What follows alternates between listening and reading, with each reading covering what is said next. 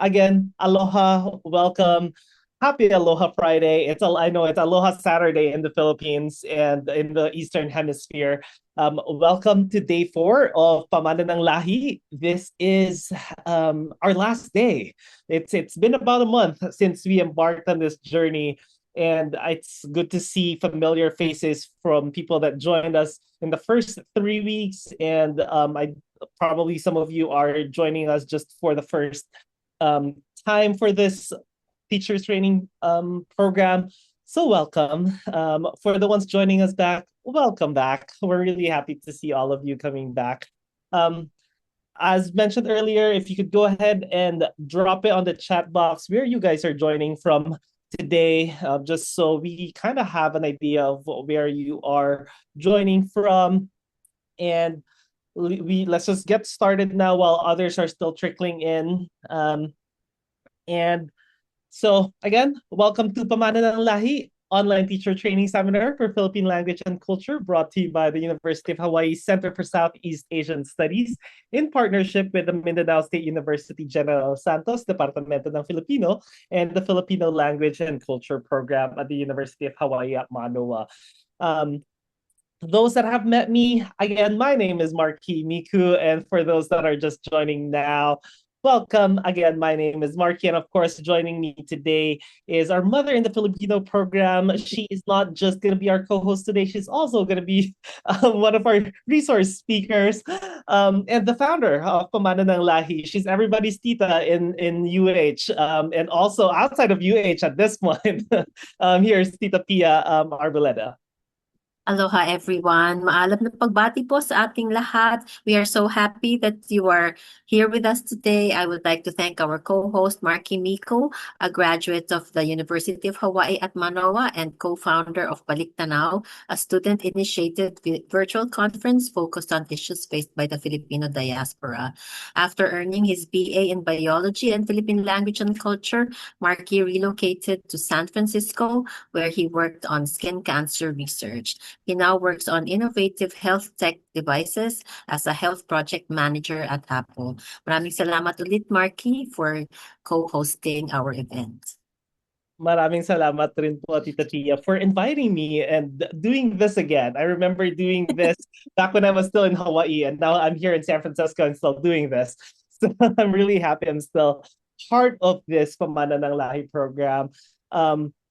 And of course, this would not have been possible as well with our participants. And just a quick shout out for everyone that has joined us over the past 3 weeks. On our day 1, it's unbelievable. We had almost 350 individual participants coming in to join us. And on our day 2 and day 3, it was also around the 300s, at an average about 300 unique participants joining us. So I hope there are people more joining us, as I see people are still getting admitted into the Zoom meeting. So I hope people trickle in, because today it's pretty interesting, and our topics are pretty interesting. And we have, again, as mentioned earlier, we have people joining in from Tokyo, from the Philippines, from I believe Qatar. Sir Marvin Tejada, if he's still in Qatar, he's probably joining there. At what, 3 in the morning again or something. Yeah, so it's our reach is international, and we have a huge reach, and it's a really good program for our teachers, and not just our teachers, but for anybody joining us. All right, so for our participants, if you guys want to post about our event on your social media, don't forget to use our official hashtags, hashtag Pamana ng Lahi or hashtag Pamana ng Lahi 2026, and we'll put that in the chat. And I know a lot of people are asking about certificates, so we'll get into that. But before that, this webinar, it will also be recorded. I think it's already recording, and it will be made available on our website. We'll put that on the chat as well, and in our YouTube channel. And please subscribe in our channel to gain access to the collection of lectures and webinars. So we've previously done the last year's Pamana ng Lahi is in the website and also in the YouTube channel, so you can watch that. And you could access on the YouTube channel, you could also access other various Southeast Asian topics for that may pique your interest. So again, for certificates, I know a lot of you guys are looking for certificates. We'll put that in the chat, but you could contact either Kuya Ray Ray or Sir Wilmar. We'll put their information in the chat so you can contact them for your certificates. All right. So let's move on. And before we do that, we would also like to recognize the people who have made this event possible. This lecture series is brought to you by the University of Hawaii Center for Southeast Asian Studies in partnership with the Mindanao State University General Santos, Departamento ng Filipino, and the Filipino Language and Culture Program at the University of Hawaii at Manoa.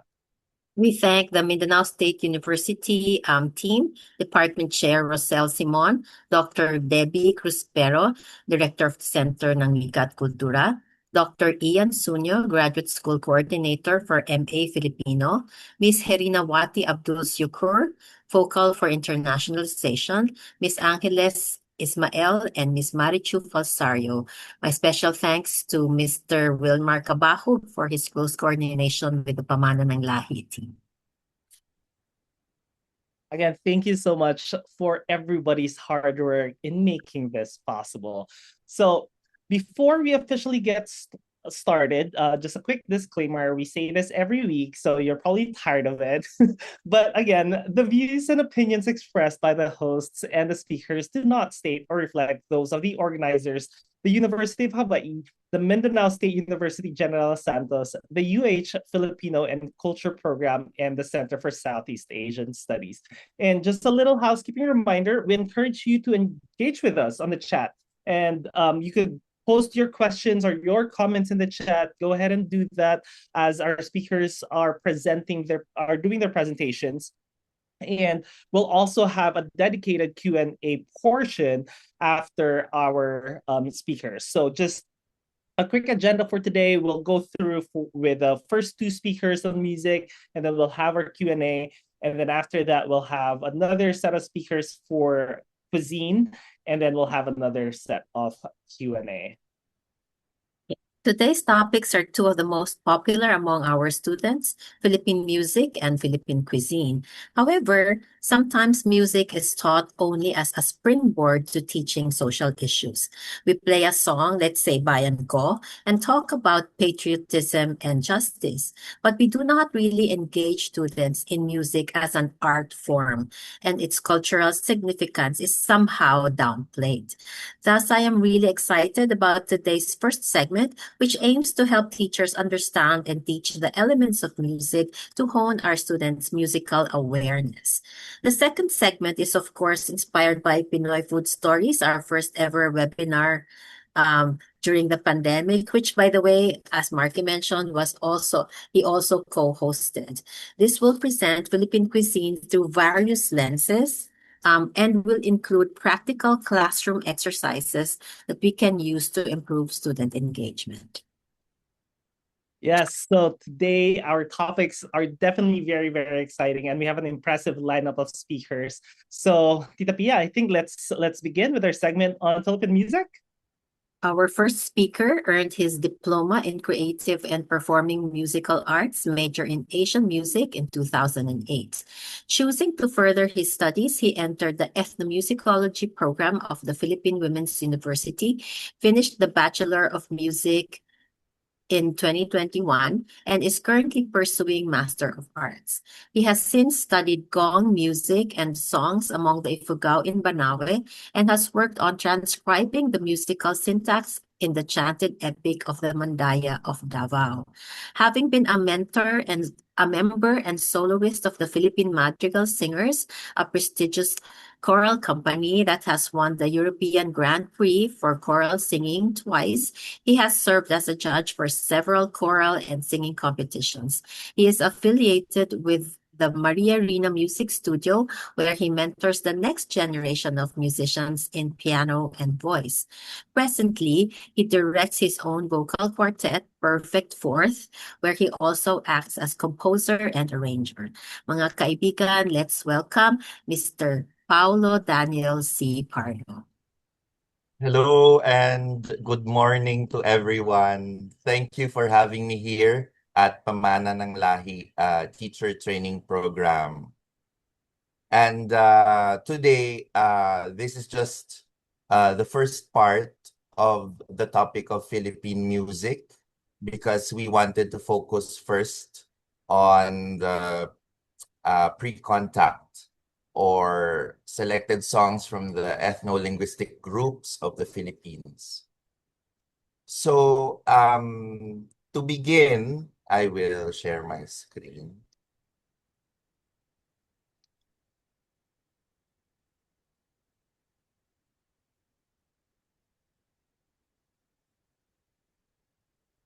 Okay, so I have named my presentation as Chants of a Gentler Past, Selected Ethno-Linguistic Songs of the Philippines. I just chose the title because it's just a contrast to the music that we have now, and not to downplay the modern music, but on this webinar, we focus a little bit on the ethnic songs, and hopefully we can have a better understanding on the different nuances of the music that they have, the ethno-linguistic groups. So I will begin by pointing out what I shall tackle today. Here are the selected songs I have chosen for today. We have the Cordillera region of the north.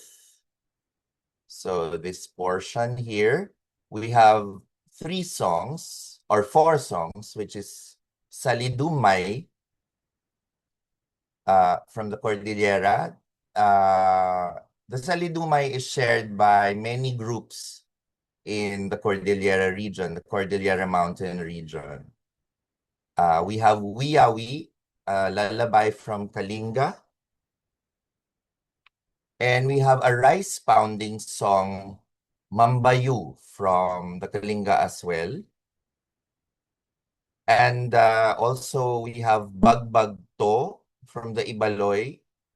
The Ibaloys are a group found in the Baguio region, Baguio area. And then we go to our area here. We have Inday sa Balitaw. And then we have Ili Ili Tulog Anay from the Visayas. Okay. And then we have Dindikan from the Maguindanaon people. And Koyuno Tebulul, a famous song from the Tiboli. So we move to the songs. We begin with the songs of Northern Luzon. So Salidumay is actually it's a verse song that has a refrain that you can change depending on the situation, depending on the occasion. So Salidumay has been popularized in the past, in the 1990s, probably by Grace Nono. So we know that song from her, arranged in a more popular style. But usually in the Cordillera range, they sing a cappella. So they do not put the original versions do not have instrumental accompaniment. So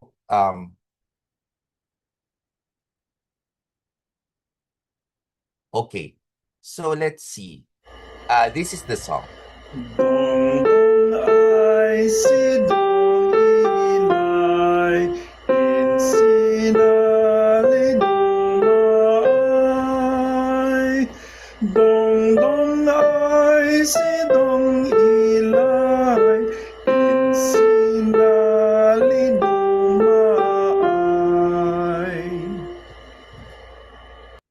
Okay, thank you. And so, sa Lidumay, the portion that is changed is usually pertaining to let's say community issues. So Salidumay, you sing Salidumay, and then you have Dong Dong Ay Si Dong Ilay. These are the constants of the song. But later on, at the end of the song, you can change some of the lyrics depending on community issues like having peace pacts, um, let's say children's festivities and such. So this is the Salidumay, and hopefully we gain greater um, knowledge of it. In fact, Salidumay is one of the most popular in the Cordillera region. Let's move on to another song. So, this one is Wiyawi. Wiyawi is the Kalinga word for lullaby. Okay. This piece of music has been researched by our national artist for music, Jose Maceda. Who is Jose Maceda? Jose Maceda has been our main researcher of ethno-linguistic music, and he studied everything from the instruments to the songs to the even the culture itself.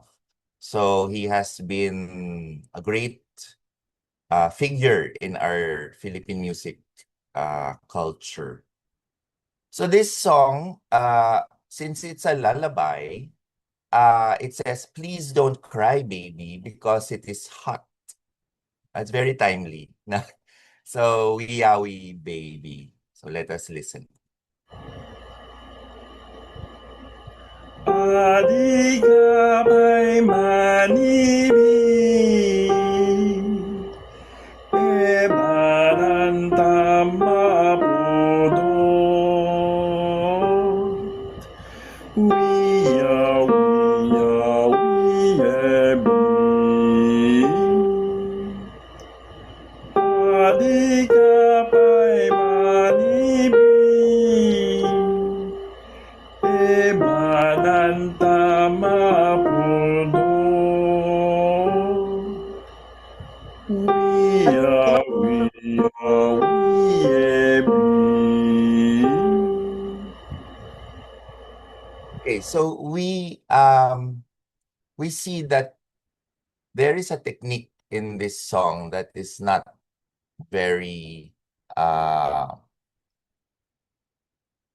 shall we say not very common in songs. So you have the slide. Manibi. So there are slides in the music. So these are unique or characteristic of their songs, the Kalinga songs. The Kalingas are also known for bamboo music. And most of what we know in ethno-linguistic music is the bamboo music of the Kalinga. So let us see what else. The Kalingas also have this rice pounding song called Mambayu. And this transcription is done by one of the students of Dr. Maceda, Ma'am Tina Benitez. And she is also an ethnomusicologist who studied this type of rice pounding song. Now, the rice pounding is characterized by the hiya. Hiya. No, so you have that very forceful word, no? Sige. I'm sharing it again. So can we play the second the song?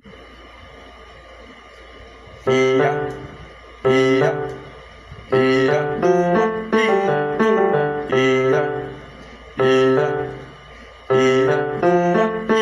dua, iyak, heng, iyak, heng, iyak, heng, iyak, heng. Pagsagip ng puno, heng, iyak, iyak, iyak, heng, heng.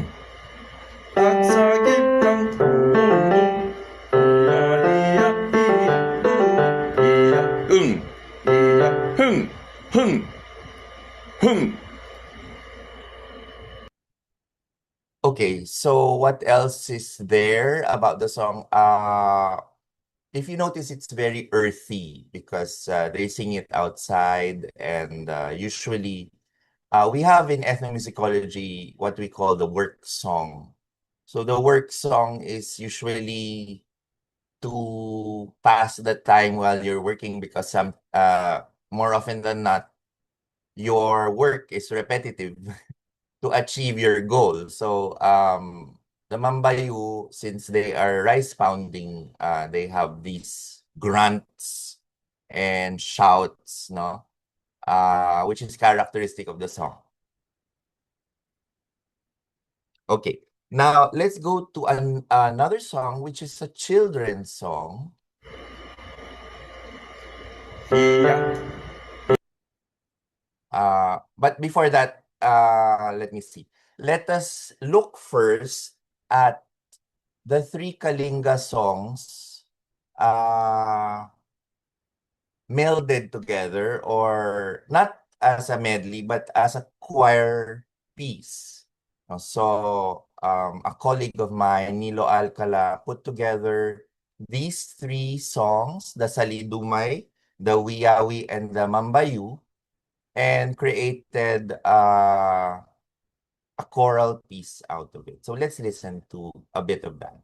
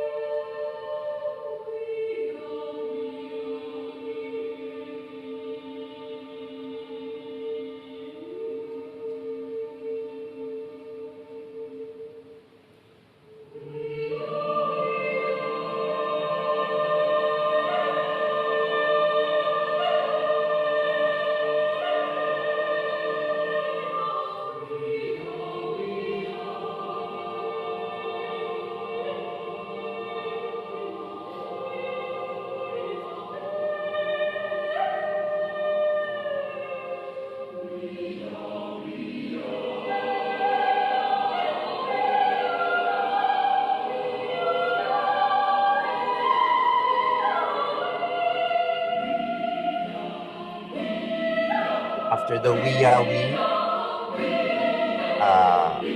it goes into the Mambayu.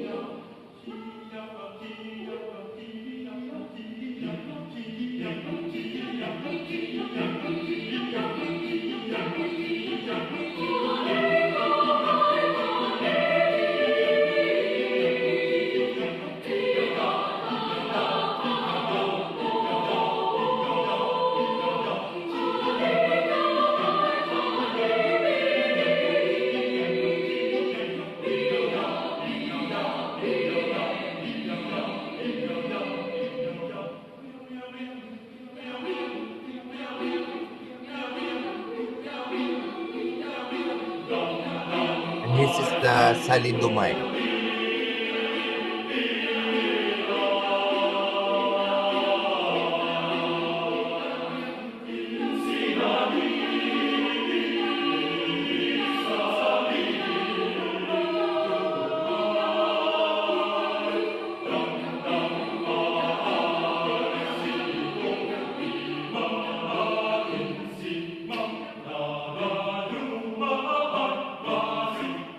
Okay.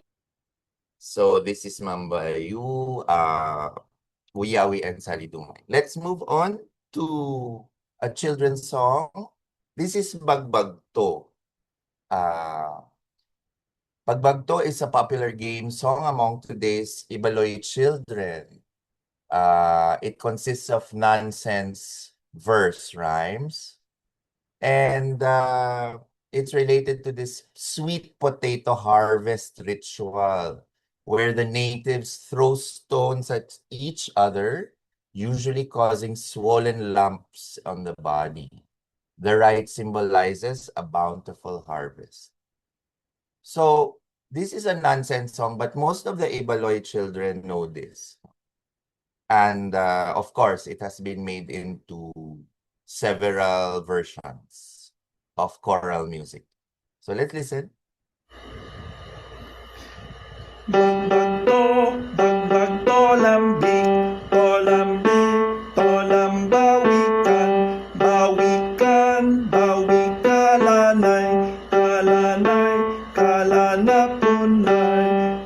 kalanay, napunay, nayagta, takumpa,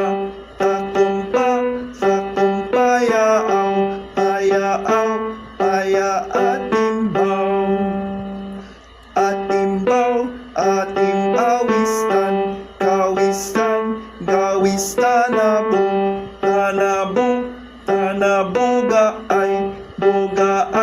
boga ay madung. Okay, so you notice the music is repetitive, but the lyrics change. And this is the characteristic of Bagbagto. No?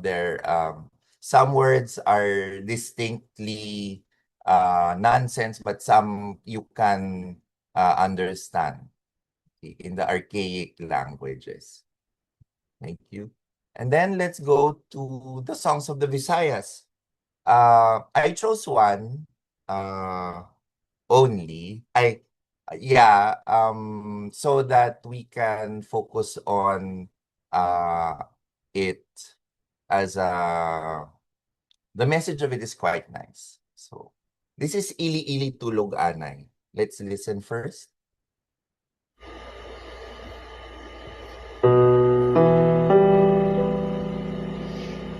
Ili tulog anay, wala diri mong nanay, kadto tienda bakal mamay. Ili tulog anay. Okay, so that the lyrics tell us, sleep now, my child. Mother is not here. She went to the store to buy some bread. Sleep now, my child. So, obviously, it's not a mother singing, no, because the mother went to the store. So it can probably be the father or father figure or another female figure like the aunt or a grandmother. But definitely, as stated in the words, it's not the mother. So this is very unique because usually we think of a lullaby as the mother singing, no? In the case of Ili Ili Tulog Ane, which is a popular song in Ilonggo language or Hiligay noon, it's someone else. So, in the songs of Mindanao, let's go to Mindanao. I chose this Magindanaon song called Dindikan. Actually, it's part of a long chant. So Dindikan is chosen just for a small text which says Dindikan, adindikan, dindikan, adindikan. If I were a bird, I will go with the wind so that I can leave behind the loneliness in my heart. Okay, so the drawing says it all, the illustration. Very sad song, and the motif of the music is very somber. The melody itself adds to the sadness of the song.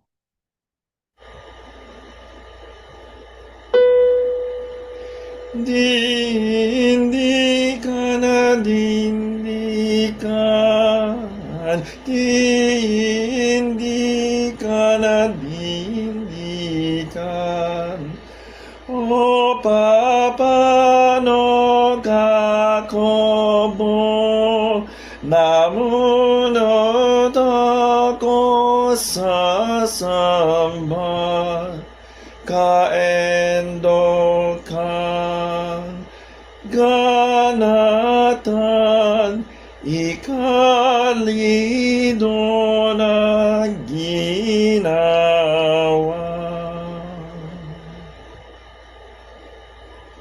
So, Dindikan uses a scale which is very different from our do, re, mi music. So, Dindikan uses a scale which is on the pentatonic side. Now, when you say pentatonic, there are only 5 tones, not 7. And the scale sounds a bit like the Japanese scale. But since this is Magindanaon, they have a particular scale which they use for their several instruments, the kulintang, the kutyapi, and other instruments, you know. So you can definitely hear the difference in scale. Huh? Next, we have Koyunu Tebulul, which is a very popular Tibolic song. It's about a tree where there is a bird, and the person wants to climb up the tree to catch the bird, but he can't because there are thorns, there are many obstacles to get the bird. Okay, so let's listen to this. Koyu nedete bulul e koyu lemonoido ne koyu semolodalon.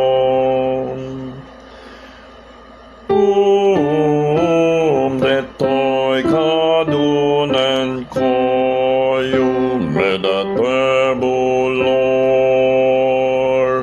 Lende gono hegelong alende gono hesilong. Kente no manok lado onok semalaling kola onok kemelo lamay. Kama andege gula huneva usotula kayan. Mosi fula on kamaho, mosi fula kontilam. Onok lago hele matera, ende kego onok keme olaya.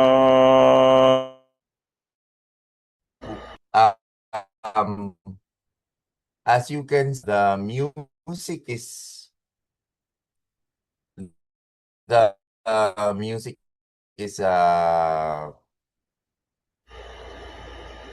moment. You have sort of a major scale, and it is it it has a very clear beginning and ending. No? So the lyrics, it's like a storytelling, of the this Tiboli song. So what we can learn from this is that some songs can tell stories, no? And this one is it reflects the culture. It mentions a hegelong, which is the two-string lute of the Tiboli. No? So there are many things you can learn from interpreting the text. Now let's move on to a Tagalog song, which is actually Inday, inday sa balita. yes.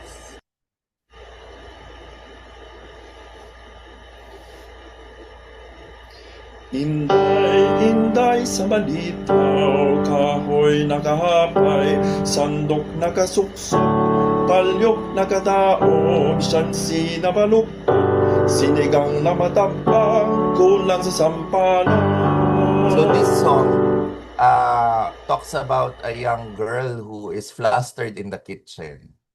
So she doesn't know what to do. She's burning everything. She's spilling everything. No, so I decided to create this as a choir piece, although there are only 4 of us singing. And this is what I did for Inday sa Balita, a modern interpretation.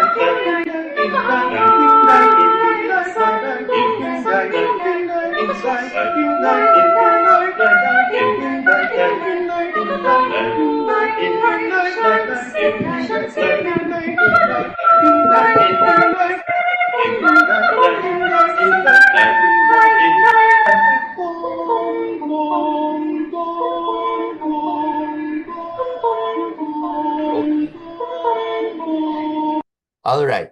So so that would be my presentation. The songs that I chose, I hope will further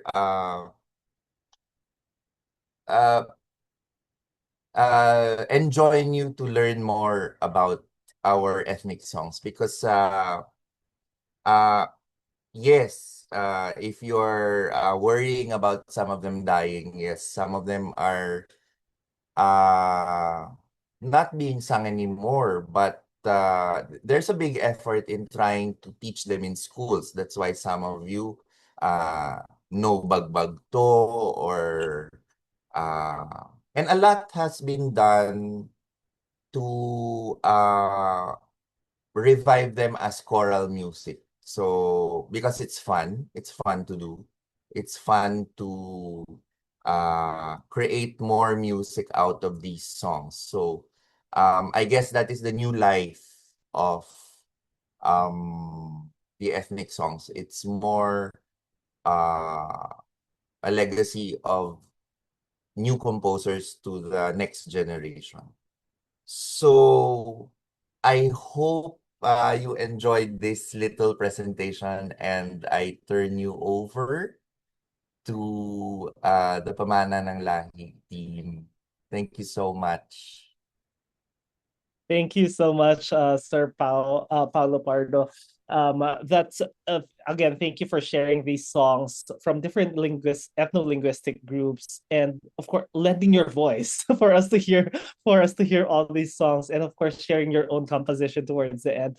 When you played that music from the Cordilleras, that kind of transported me back to my childhood back in Baguio, because I grew up hearing Salidumay like almost every week. Like you would hear that, or like when there are presentations in school, you would hear Salidumay, and even like the big flower festival. That's always like Yes. played. So yeah, thank you for bringing me back to my childhood. Wow, that's great. Yeah, of course. Yeah, and as you've mentioned, definitely like indigenous and ethnic music, though they are not mainstream, it does deserve its own platform, and as you've mentioned, some of them are starting to go away, and I hope like people are get more interested and learn more of this, because we grew up hearing this, and it just becomes nostalgic for us.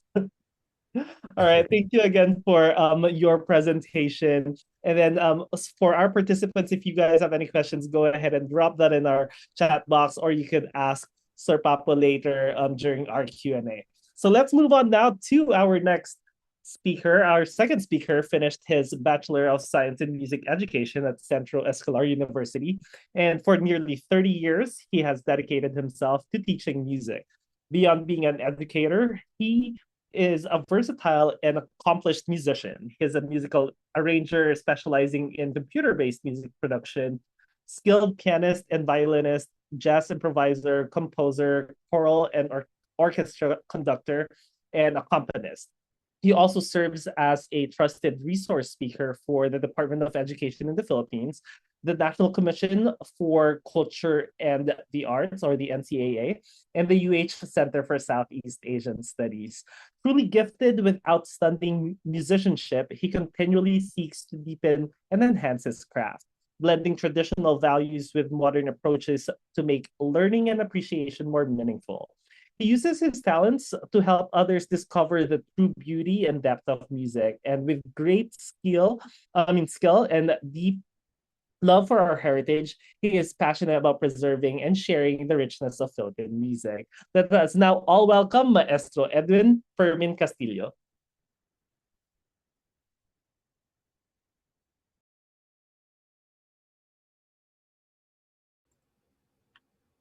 Aloha, everybody. So, before we begin, let me briefly explain what we are going to do here and how we are going to do it. During my college years in the Conservatory of Music, we have this subject, it's called Forms and Analysis. So you can think of this subject like it is the grammar of music. While music theory teaches us about reading notes and playing chords, Forms and Analysis looks at the bigger picture. It studies how music is organized, structured, and put together over time. We can say it's like looking at the blueprints of a song, like how a song is divided into sections, how it moves from one mood to another, and why the composer chose that specific structure. This will also help us to understand not just what we are hearing, but how and why it was written that way. It transforms us from simply reading the notes into truly understanding the message of the music. So today, using this forms and analysis approach, let us analyze our first song. So let's go to our first song. I am honored to talk about one of the most important symbols of our nation. Siyempre, this is the Lupang Hiniran, the Philippine national anthem. So, just like what they say, there is none more descriptive. There's none more descriptive of a country's character and purpose than a national expression in song or a poem. You know what? Our anthem is not just music. It is the voice of our history, our bravery, and our soul. Let us go back to the time of the Philippine Revolution. The country needed a song that would express our sentiments, our bravery, and our desire for freedom. So General Emilio Aguinaldo asked a musician to compose this song. That man was Julian Felipe. On June 11 of 1898, he presented his work and it was performed by the Banda San Francisco de Malabon. It was first played during the proclamation of the Philippine independence on June 12 of 1898, the same year. And later on, it was only played during important events like the ratification of our independence. Here's something for you to know. Did you know that originally the music that Julian Felipe wrote had no lyrics? It was purely instrumental music, and that music is called Marcha Nacional Filipina. So let us now go to the lyrics of the Philippine National Anthem. So where did the words come from? A year later, in 1899, the poet Jose Palma wrote a poem entitled Filipinas in Spanish. This song describes our country as the daughter of the Orient Sun, a land that invaders shall never trample. And it ends with a powerful promise. It is glory to die for you. That's why we have this line, ang mamatay ng dahil sa'yo. The poem became the lyrics of our national anthem. It was beautiful, passionate, and full of love for our country. Let's go to the evolution and translation. Over the years, our anthem changed. It was translated into English and later into Filipino. Here, you can see the version from 1924 and 1925.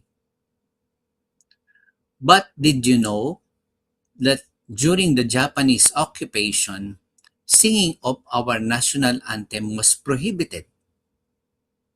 The Japanese authorities feared it would inspire patriotism in us. So instead, they commissioned a different song. But the spirit of the true anthem remained in the hearts of the Filipinos. Now let us go to the official version. It was only much later that we standardized our own anthem. In 1956, the Department of Education created a committee to make a definitive version in Filipino. This was supported by Executive Order Number 60 in 1963. The official arrangement we know today was done by Colonel Antonio Buenaventura of the Philippine Constabulary Band. This is now the song that we sing and stand for every day. Now let us look closely at how our national anthem is built. First, let us talk about its form and structure. Our anthem was originally written in duple time, that is 2/4 time signature. But Filipinos commonly conduct it in 4/4 time, that is the most common time. This type of rhythm gives it a strong, steady beat that makes it perfect for marching and creates a feeling of order and unity. Musically, it follows that we call it in the ternary form or D, A, B, C. When we talk about structure, it means our anthem is divided into 3 distinct sections, each with its own character and purpose. Section A is the opening part. It is softer, more melodic, and descriptive. It paints a picture of our beautiful land and nation. So this is the A part.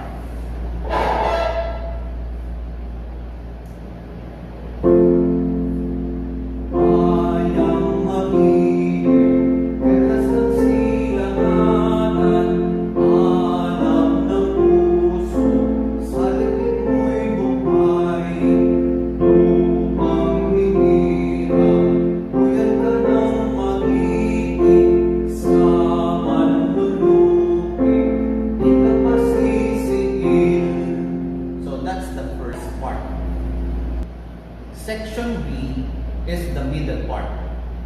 Here, the rhythm becomes stronger, the music grows more powerful, and the mood becomes more intense and moving. So this is the B part.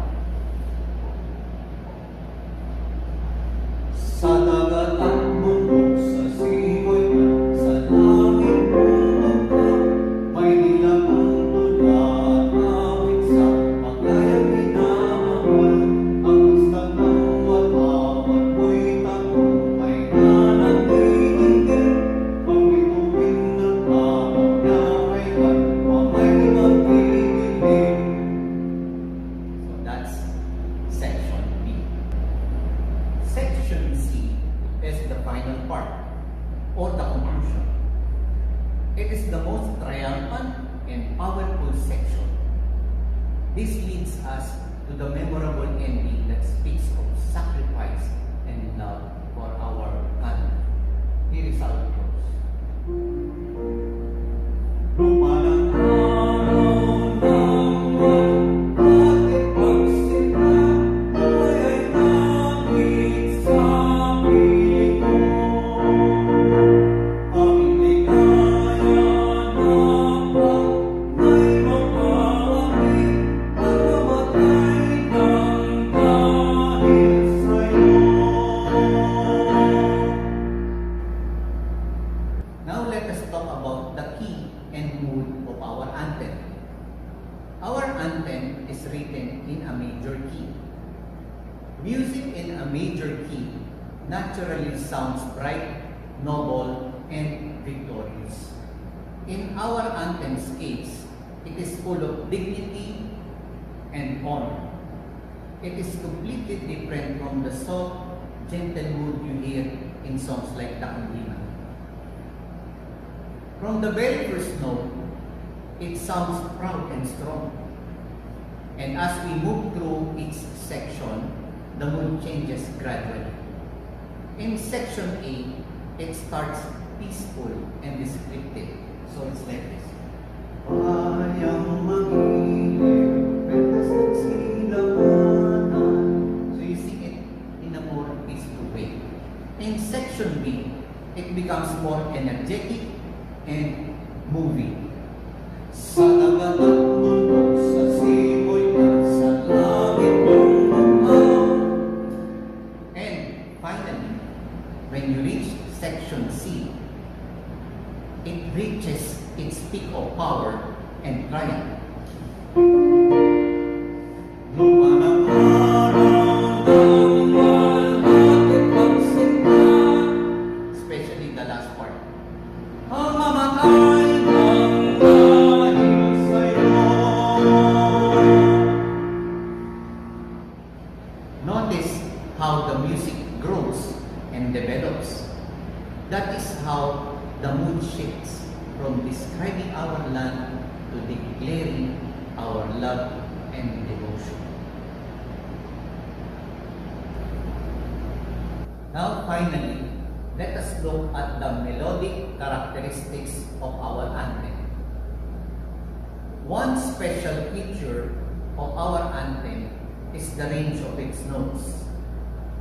The melody moves from very low notes and all the way to very high notes. This creates a wide and grand sound. You can see this clearly in the very first line. On the very first part, when we sing the melody, it jumps in small intervals like this.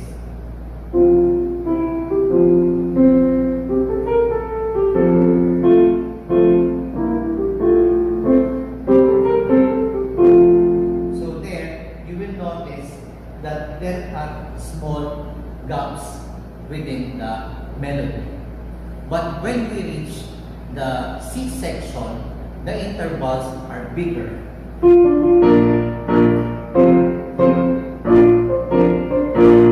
See?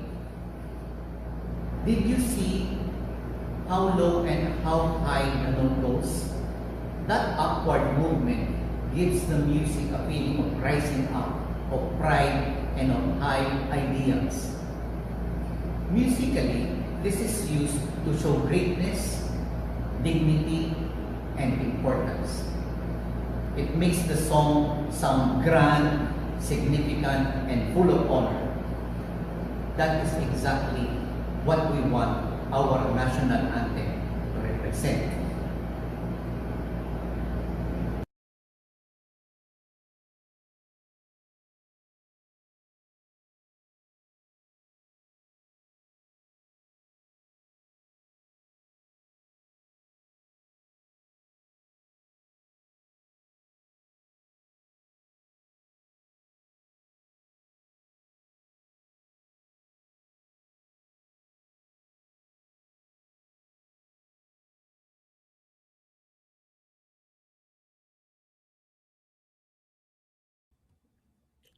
Now let us talk about the most beloved, the most sentimental, and truly original Filipino musical form. This is the kundiman. The kundiman evolved from a blend of pre-colonial traditions and Spanish influences, specifically with strong ties to the awit, the kumintang, and the habanera. When we hear the word kundiman, most of us just think of it as a classic love song. But did you know the word itself comes from the old Tagalog phrase, kung hindi man. Kung hindi man literally means even if it's not meant to be or regardless of what happens.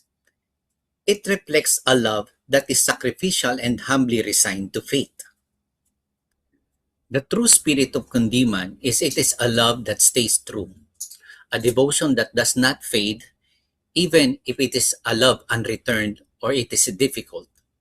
It is music that speaks of deep, enduring love for a person or even for a country. So where did this beautiful music come from? The kundiman was born from two great traditions. We call them the two fathers of kundiman. Number one is the kumintang, and the second one is the habanera. Before the kumintang, there was the awit. While the word awit literally means song in Tagalog, in a literary context, it refers to a heroic, chivalric poem that was traditionally chanted rather than sung in a modern melodic sense. Awit is a traditional form of Filipino narrative poetry characterized by its specific rhythmic structure and noble tone, usually like a storytelling style. The awit follows the dodecasyllabic meter. It has 12 syllables in each line. There is the hati. The hati is the first 6 syllable is pronounced and then pause for a while and then the remaining 6 syllables. Then it comes in a stanza form, having 4 lines in each stanza, and there is a rhyme. Here is an example of awit. Aling pag-ibig pa ang hihigit kaya sa pagkadalisay at pagkadakila, gaya ng pag-ibig sa sariling lupa. Aling pag-ibig pa, wala na nga, wala. This is from The Pag-ibig sa Tinubuang Lupa by Andres Bonifacio. This Pag-ibig sa Tinubuang Lupa later on became a popular Filipino tune. Aling pag-ibig ba ang hihigit kaya sa pagkadalisay at pagkadakila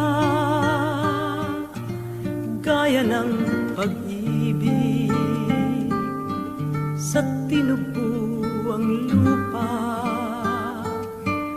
Aling pag-ibig ba wala nang wala.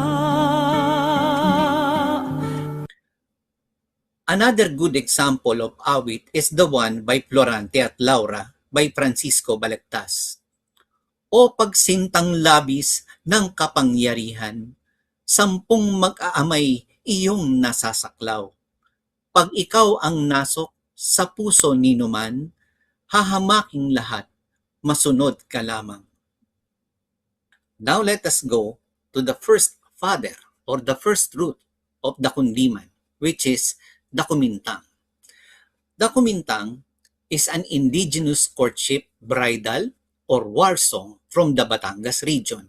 It is considered the direct ancestor of the kundiman. What did the kumintang give to the kundiman? Well, it gave its beautiful melody, its deep emotion, its poetic style, and that smooth flowing, swaying feeling. The kumintang is the soul of the kundiman. The kumintang taught us how to sing with tenderness and deep feeling. When it comes to the example of the kumintang, actually there are a lot of examples. You can also find in YouTube or even in Spotify, but mostly they were unnamed and unattributed to musicians. Now the question is why? It's because during those times, the songs are weapons of war for the Filipinos. So it is detrimental to anyone caught singing because it conveyed hope, news, codes, and it fueled the longing to fight for freedom. But then, it paved the way for the revolutionary sentiments of the Filipinos to be shared. Another possible reason why they remained anonymous is simply because they belong to oral tradition.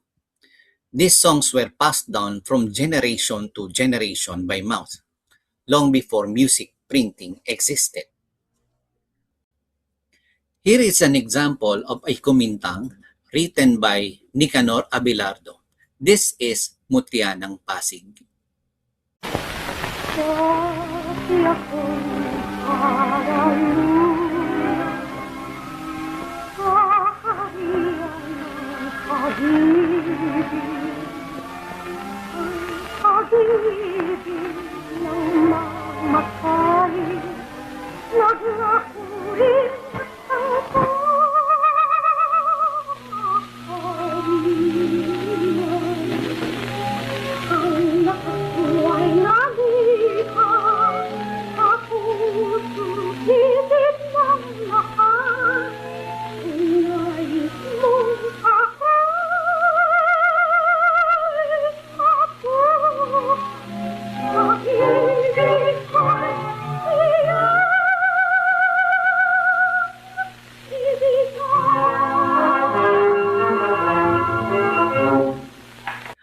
As the Spanish colonization progressed, the kumintang evolved into a more formalized love song, eventually becoming the kundiman.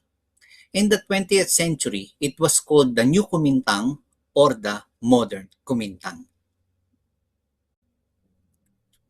Here's a trivia. The harana started as a kumintang, but in the middle of the 20th century, the kumintang was largely unknown in the Katagalugan, and the kundiman was considered the appropriate repertoire for the traditional harana.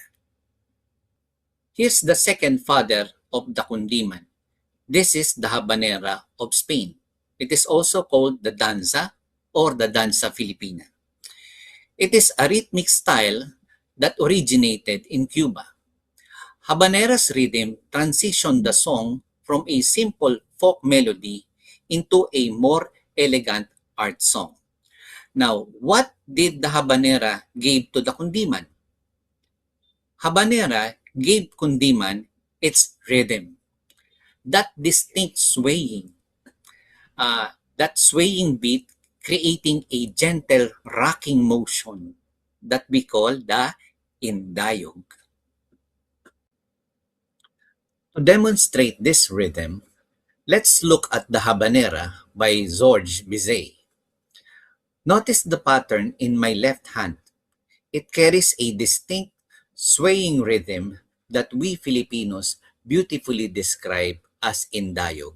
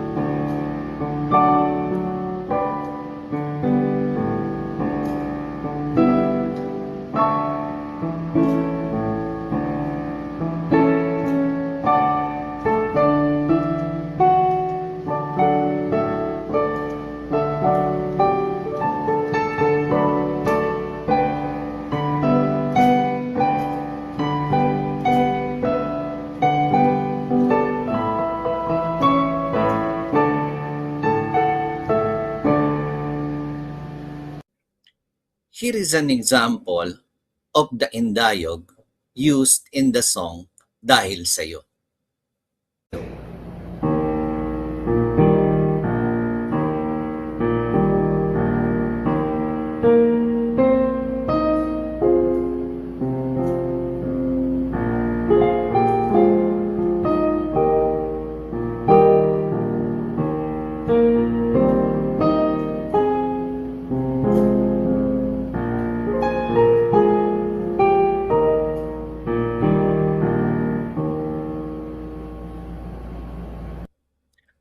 So in short, the kundiman is a fusion of the three.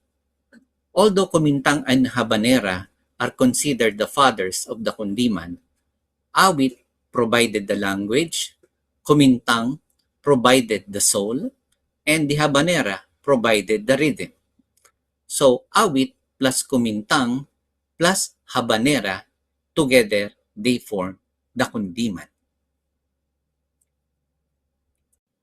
Now let us look at how the kundiman is built, and let us analyze the music itself using some kundiman songs. First, let us look at the time signature. It is in 3/4, exactly like a gentle sway or a rocking cradle, but in the golden age of kundiman, 4/4 became a common time signature. Here are examples of a 3/4 and a 4/4 time signature.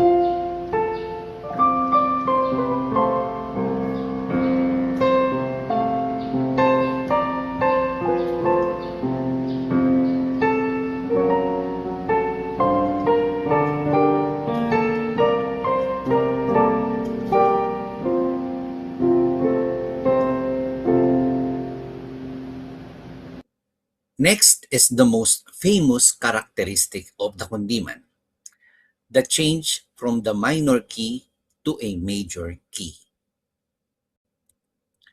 Trivia: this change from a minor to major key is not just a musical rule. It is a symbol of the Filipino spirit. The minor key sounds soft, tender, a little sad, and longing. It represents hardship, humility, or sorrow. The major key sounds bright, strong, triumphant. It represents hope, courage, and strength. The shift from minor to major means we may start with sadness or difficulty, but we never stay there. We rise. We become strong. We have hope. It is the musical expression of the Filipino resilience. For my final presentation, I'll be on the piano for the beautiful Kundiman song Pakiusap by the ama ng Kundiman himself, Dr. Francisco Santiago. Joining me are the singers of Perfect Fourth, Oliver and Rina, all under the direction of our conductor, our friend here, Mr. Paolo Pardo.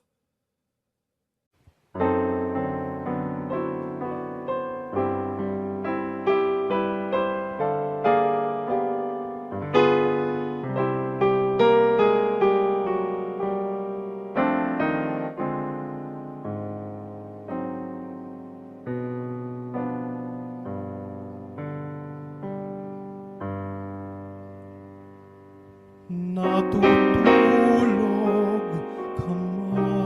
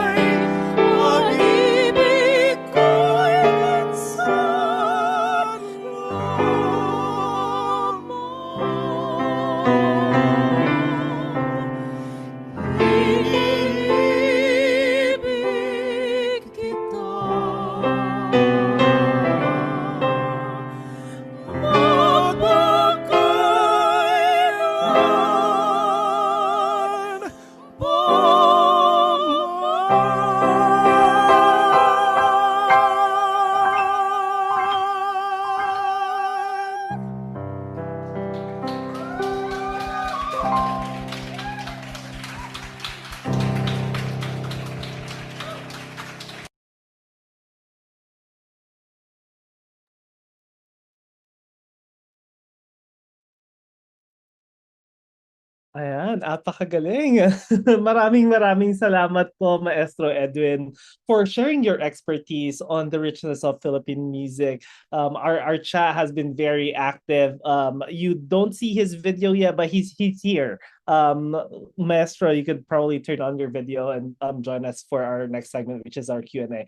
There you go. Again, maraming salamat po for sharing your presentation. We learned so much from it, and even from you, Sir Papo. Like as I mentioned, our chat box has been very active and comments, and people are saying that it's been transforming them back to their childhood and their memories as they were growing. I feel like everybody's being nostalgic today now.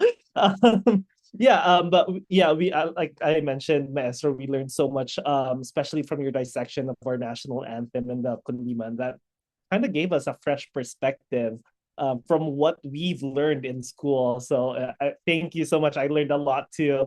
But I think people are ready to ask questions, and there is already a question in here. So let's get started. So for our participants, go ahead and drop your questions in the chat box or your comments, put them in there. But to get this started with, there is a question from Marvin Tejada regarding the Lupang Hinirang. If I guess this could be a question for both Sir Papo and Maestro. Is there a recorded original way of singing the Lupang Hinirang, just to spot the difference from what we have now? And he wonders if there's a translation of the Lupang Hinirang in our regional languages. Hello. Yes, and should I answer now? Yes, go ahead. Yes. Okay. Oh, so recorded. Actually, we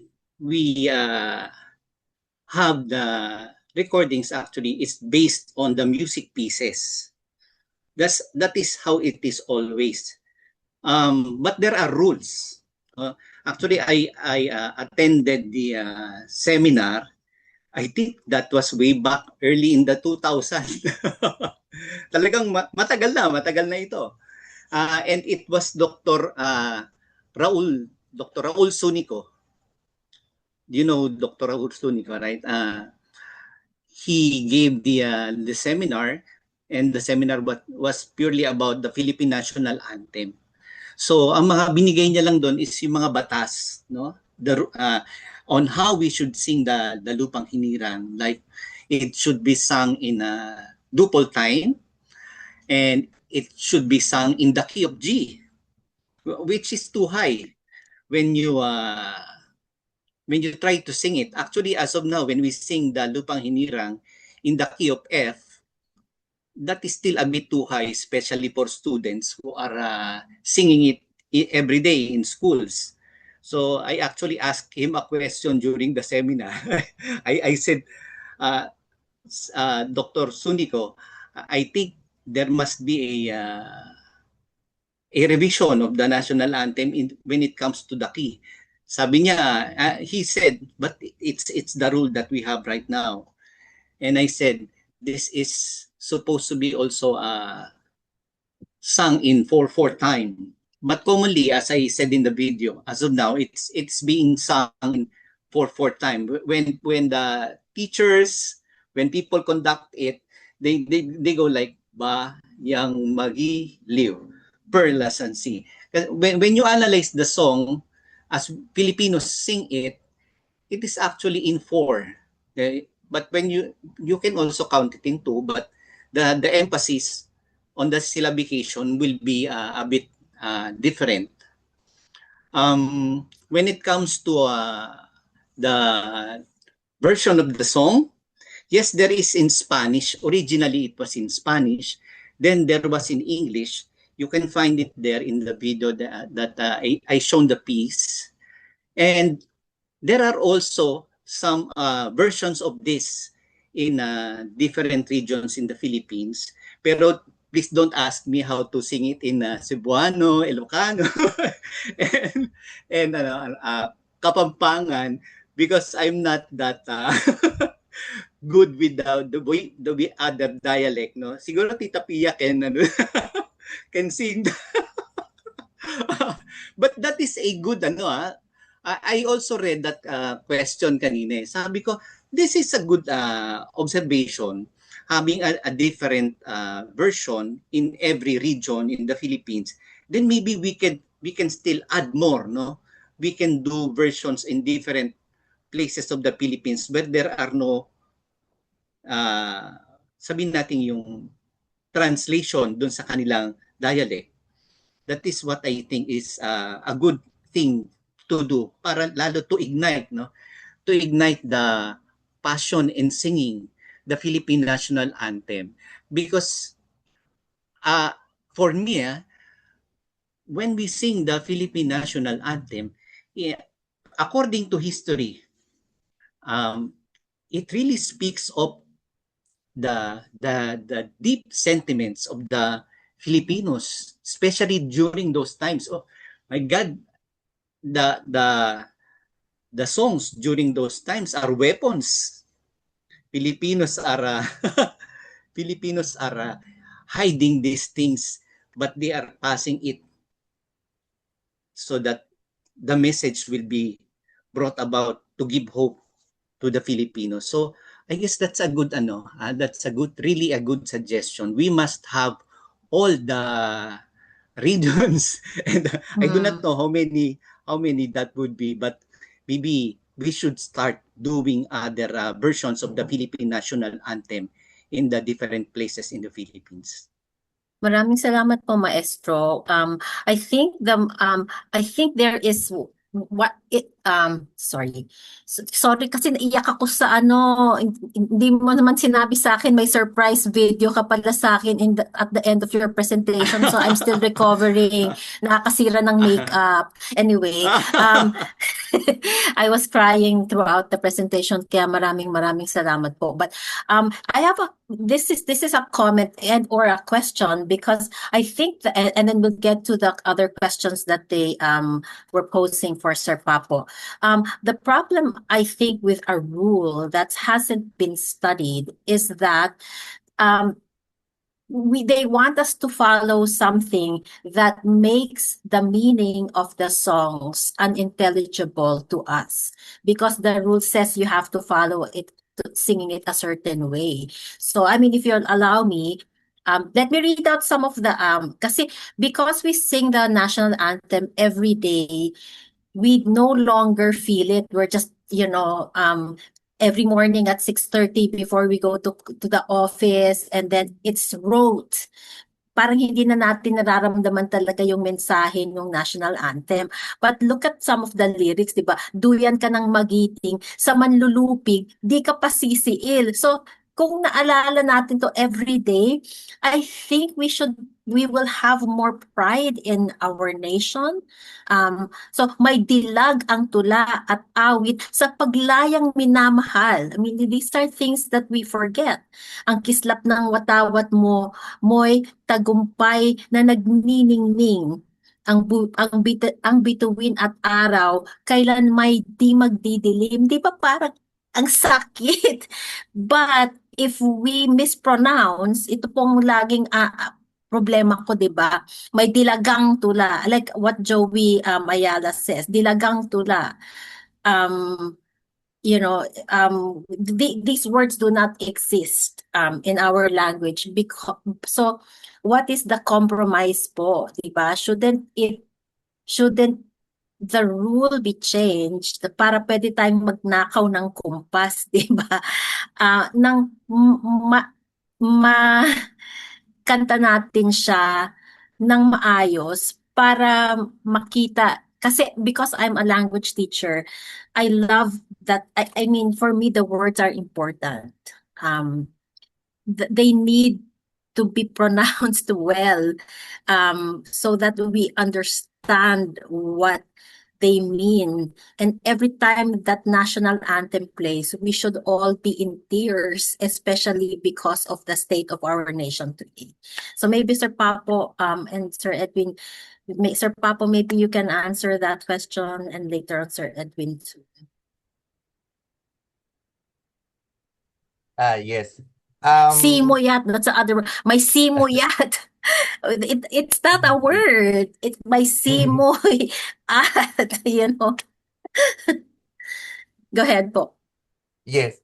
Actually, in with regard to the Philippine national anthem, back then, my choir, I was a member of a choir which was very ambitious because we wanted to sing for a game of or a match of Manny Pacquiao. So we're dreaming to sing the national anthem on the ring, 'di ba? So Yeah, yeah. we the conductor asked me to write another arrangement of the song. So and he had specific instructions to bring out the actual text. So Mm-hmm.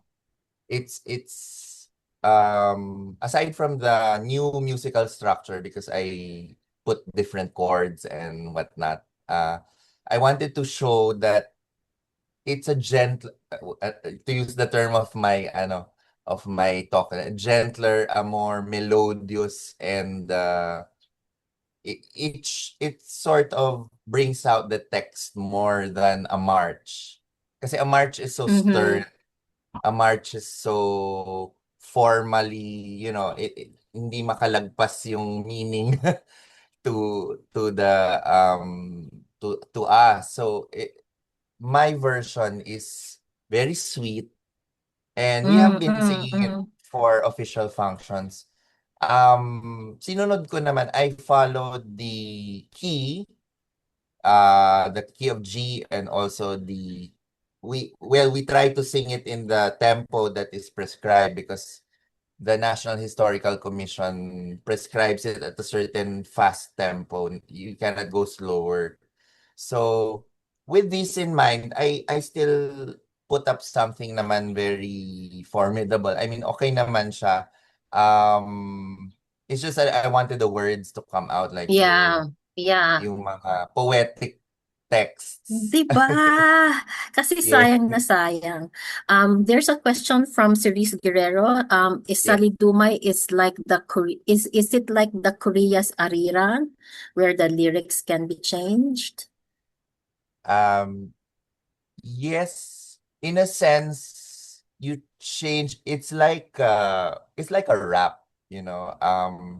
You have a certain refrain, and then at the end you have a commentary that you give, no, parang that's how the text changes. So you can vary it according to your feeling, your mood, ganun po. Salamat, Markee. Yes, Tita. We have another question here also from series, and it could be for Maestro Edwynn. She's asking, would you say Philippine music in general has a distinct sound which is different from other Southeast Asian peoples or like the rest of Asia? And what do you say how we can describe Philippine music from the Western music that we know, like European pieces and American pop songs? Hello. Hello again. Thank you for that question. Well, I would definitely say yes. Yes. There is really a difference. The sound of our kundiman is considered our national song. It's really different from what we hear right now, especially with the modern songs that we hear around YouTube, etc. around the world. Well, I'm not saying that their music is not good or it's not that beautiful compared to how I see it, but as a pianist, I play music always, and even if I may say so, even in the way that you play the songs of the yesterdays of the early Filipinos, there is great difficulty in playing it. Theoretically, you will have to practice it well. You will have to give the time to learn this piece as well. Like, for example, that one that we just sang on my final presentation, Pakiusap, together with Sir Papo here, it took us so many practices to sing this, and you will have to learn, like for example, maybe take music lessons, singing lessons from from experts in order for you to sing the songs. And the intonations, if I may say so, the use of the chords used within the song are not that simple. I mean, it will take years of your life to study it well and learn to play it. Whereas the songs of today, you can learn it in a week. Medyo If you're generic doing music na kasi ngayon. They all sound the yes, same. tita. Yeah, Yes, thank you po. para if I may say, so parang pinagpaguran yung music dati. There was really a good technique behind it. There is a good theory behind it. Yes nga po. I just remembered one of the sopranos of the Philippines. I'm not sure if you've heard of Stephanie Quintin, who plays for Cuevas Filipinas, and she's been around, and I think she's teaching now at the UB College of Music. She spent years and years and years studying kundiman as well, because she's one of the kundiman singers in the Philippines now. Yeah, like as you've mentioned, it doesn't come easily that you just learn it in like Yes. so Yes, it doesn't come easily. we do have to put in that appreciation for our musicians creating this music and still performing this music. There's another I saw Sir Papo earlier like nodding and agreeing with Maestro Edwynn. Is there anything you wanted to add in that comment or that question by Cerise about Philippine music and how distinct it is? Yes. There have been studies kasi by Dr. Maceda about the relation of all of this because we are situated in different islands. So that's the main cause or maybe the most the reason for the diversity of our music. So and yet in Asia we are, I guess, the most different because if you look at the music of let's say mainland Southeast Asia, they're all almost alike. And then you have East Asia, almost alike. You have the Southeast Asian archipelagos. They have the gamelan, it's all the same. But the Philippines has the most distinct because it has the pre-contact and also the contact with Western influence. So it makes it very rich. We have folk songs which are so rich that you can even our foreign brothers, they even sing this in competitions because they're very catchy, and I guess that's the reason why we are an Asian region, but it's a bit complex the way we have our music. Thank you. Yeah, and it's a good thing that you mentioned that, Sir Papo, because yeah, we do see all these like international chorales that are like not Filipinos performing our ethnic music for competitions. They're doing it for their performances. So it's something to be proud of, and again, it shows how unique and how different our music is. But I know we have to move on. So any final words from both our speakers? Maybe let's start with Maestro Edwynn. Yes, thank you. So first of all, I would like to thank everyone and Tita Pia I was invited to give this talk, this opportunity. It means so much to me because I really wanted to share my expertise in what I know. My message is maybe we should learn to love more what we have, especially in music. Saint Augustine said, when you sing, you pray twice. So knowing what to sing and like learning how to sing it well, I say sometimes I feel like, or maybe it's the reality that is happening right now. Everything has become a routine. Like, for example, the singing of the national anthem. And it's like a robotic way of singing. Like many are singing it in the wrong way. Like, actually, Tita Pia mentioned nga to me, sabi niya, many are singing that may dilagang tula, no?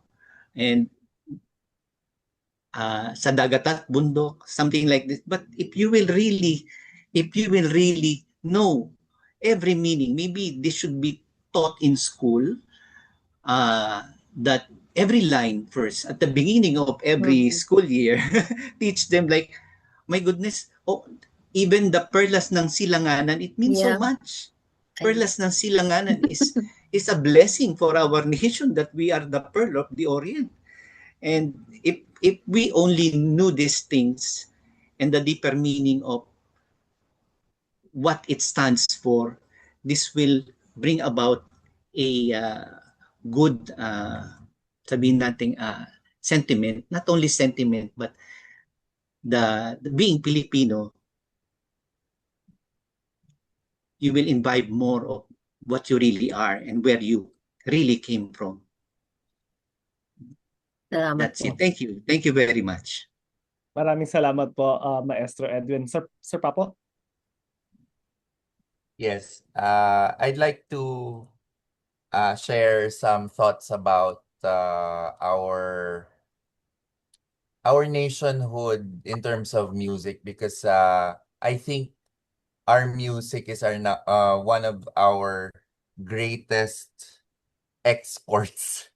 Or if we could just show the world that our music is not just, music, it's the soul of our country. So what I would like to say there is effort. There should be some effort to standardize music, probably, so that every Filipino is knowledgeable about our ethnic songs, our kondimans, our how to revere our national anthem. So all of this has to have a collective effort. Also in music education, because it's the only way to appreciate really our music through education and dissemination of culture.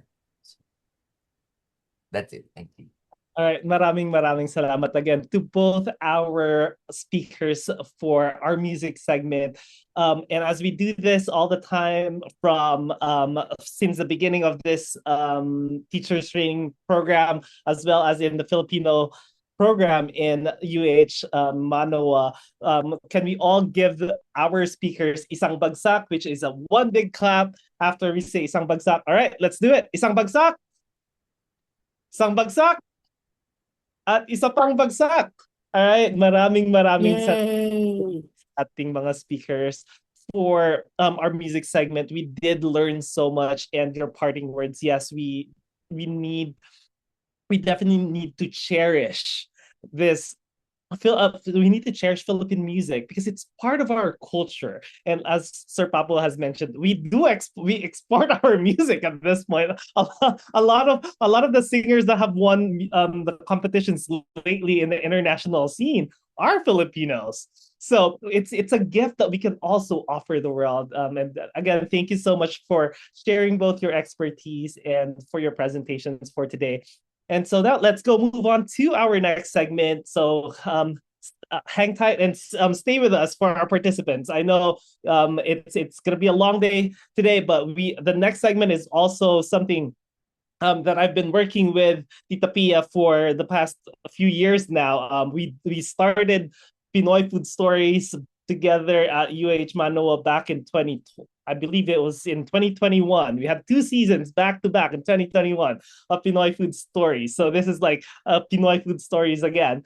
And to our participants, thank you so much as well for putting in your questions and comments into our chat box.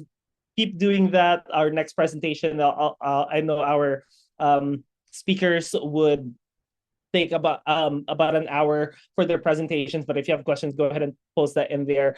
One of our speakers could see that and answer it immediately, but otherwise you could also ask it during the Q&A round. All right, so let's go on to our next segment. So for our first speaker for this part is a certified executive chef of the American Culinary Federation and a graduate of the American Hospitality Academy, where she earned her culinary arts and an entrepreneurship certificate with honors. She has helmed the kitchens of 2 Filipino restaurants, Adarna Food and Culture in Quezon City and Felicia Cafe y Taverna in Batangas, bringing historical, regional, and heritage recipes to life in order to preserve culinary history as a way to revive the taste and demand for local flavors and produce. In 2016, she shared her interest in food beyond the kitchen through her column Market Basket in Appetite magazine. Outside the kitchen, she is a history buff, heritage conservation advocate, kirigami enthusiast, and is always on the lookout for new kakanins to try. In 2017 and 2025, her entries to the Doreen G. Fernandez Food Writing Awards were recognized.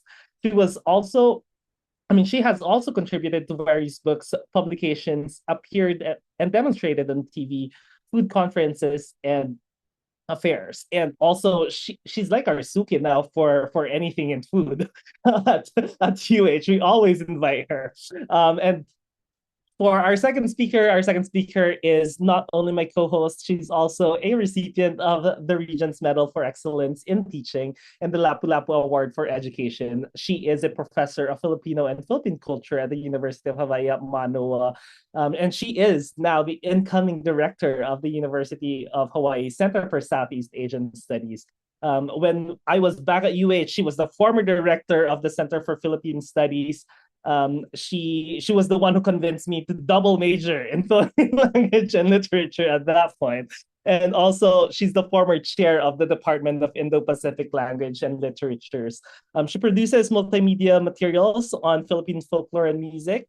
And again, the tita ng lahat of UH. So let us now give a round of applause and welcome Chef Giney Villar and Tita Pia Arboleda. Aloha, maraming salamat, Markee. Thank you very much. Okay.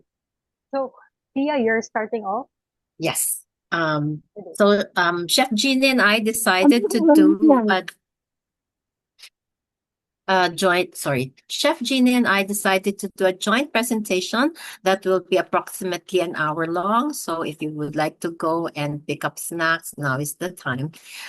Heirloom Flavors, Teaching Filipino Through Food and Culture is mostly Chef Giney Villar's brainchild because, of course, we must take it from the expert, and I will provide supplemental inputs. The significance of food in our lives cannot be discounted. In the Philippines, we do not always say I love you to family members, especially those in the older generation. But every day when we come home, there's always dinner or merienda waiting for us. Food is our love language. It is also the language of community rituals and a language of unity. Food is also our lifeblood. It holds our memories and our identity. Earlier, I mentioned that we don't teach Philippine music well enough because we use it only as a springboard. And I much prefer that we delve into the actual elements of music and its significance. So that's why we appreciate so much the presentations of Sir Papo and Maestro Edwynn. But the case for Philippine cuisine is different. We know how to talk about food, so there is no gap there. But what it needs is the reverse. If there is a way for us to incorporate food into teaching other disciplines, we might better stimulate our students' interests. So today, we will begin with language learning through flavors, food as entry point to enhancing vocabulary. Chef Ginny and I believe that students will be able to remember words by experiencing the world of this new language and its food practices. The second segment, Food in History and Culture, reflects on our past, present, and future and provides learning exercises that relate to socio-political contexts. It will include a segment on how our food came to the archipelago. Lastly, learning numbers and science is fun when tasted. So there is a segment on incorporating food into teaching math and science. Wouldn't that be much more fun? The last two exercises that we will present are culminating activities that can be expanded into their final projects for the semester or for the quarter. These exercises are applicable to students whose first language is Filipino, heritage learners, and non-Filipinos as well. But we can anticipate that their responses to these exercises will be diverse and enlightening. What I really would like to see is after you listen to these presentations, you're running to your syllabus and saying, wait a minute, I'm going to revise my syllabus to include some of these wonderful ideas so that we can enhance student learning. So I now turn it over to Chef Giney. Hello, thank you very much, Tia, for that great introduction. So, I just want to add a few more things to what has been said and to also show my appreciation for the first presentation. Like music, food is a great purveyor of culture, history, and of course, language. You know? I like music. I also think that we need to love it first. Okay, not the other way around, that we get appreciation first for Filipino food abroad before we appreciate it ourselves, like in the case of Uber. So I think for it to be sustainable and relevant, we have to teach uh, our other Filipinos to love it first so that we can um, teach others how to love it as well. Okay, so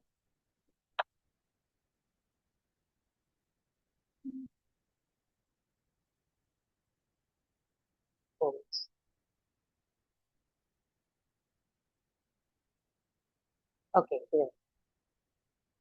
So, as Tia has mentioned, I want to talk about food as an entry point to enhancing vocabulary, which I think is a great way to create words for the following reasons. First, food is a multi-sensory experience that helps our learners not only to learn but understand the meaning of words. So it's much easier to help someone learn the word for sinigang or maasim if you actually experience it, touch it, and feel it. So food is great in teaching these things. Also, from dissecting, for example, a word that we learn, let's say in the case of sinigaan, with the root word being dugo, and we can learn so many things. Why are we eating blood? Where did it begin? Who taught us that? What are the local practices associated with it? So there's so many things that are just from a bowl of stew that will enrich our understanding, not only of the word, but also our experience of it. And of course, talking about experience, if you experience something, it helps us better commit these words to memory. We remember it better because there are more senses involved. We remember our mothers doing something for us, or cooking this, or being in a place that is special. So it helps us create these memories, and therefore also to commit the words to our memory. Okay, so as an example, here are some words, for example, just to show how rich our language is, and also to see this as an opportunity to learn new things. Like, for example, in cooking rice, We have certain practices like the pagtatahip or winnowing, which I think nobody does anymore because of the way the rice comes to us. There isn't much of palay, that comes that you don't have to pick it out. Or the word takal, where did it come from, and why is it the way to measure rice? Because there were other words like ganta, um, in the past that inabutan ko pa yun, no? When I was young, I still remember buying our helpers buying rice by the ganta. Okay, or why do older people prefer laon? What does it mean? Pinkugasan or saing. These are words, so many words associated just with cooking rice that we can learn from. So when we go to cook rice, again, there's a whole slew of words that we use to describe it. So malabsa, lugaw. Um, if it's a little soggy, it's malabsa. But when it exceeds that, it becomes a little soupy. Then it becomes a lugaw. So these are some of the things that we learn. And there are even expressions that are used. Like I remember before that eating red rice was associated with poor people. There was even a movie, I think, that said, "Huwag mong pansin yung police na yan. Don't mind that policeman. He eats red rice," as a sort of a slur. So why is that a slur? So the association with words pertaining to food really enriches um, how we view the world.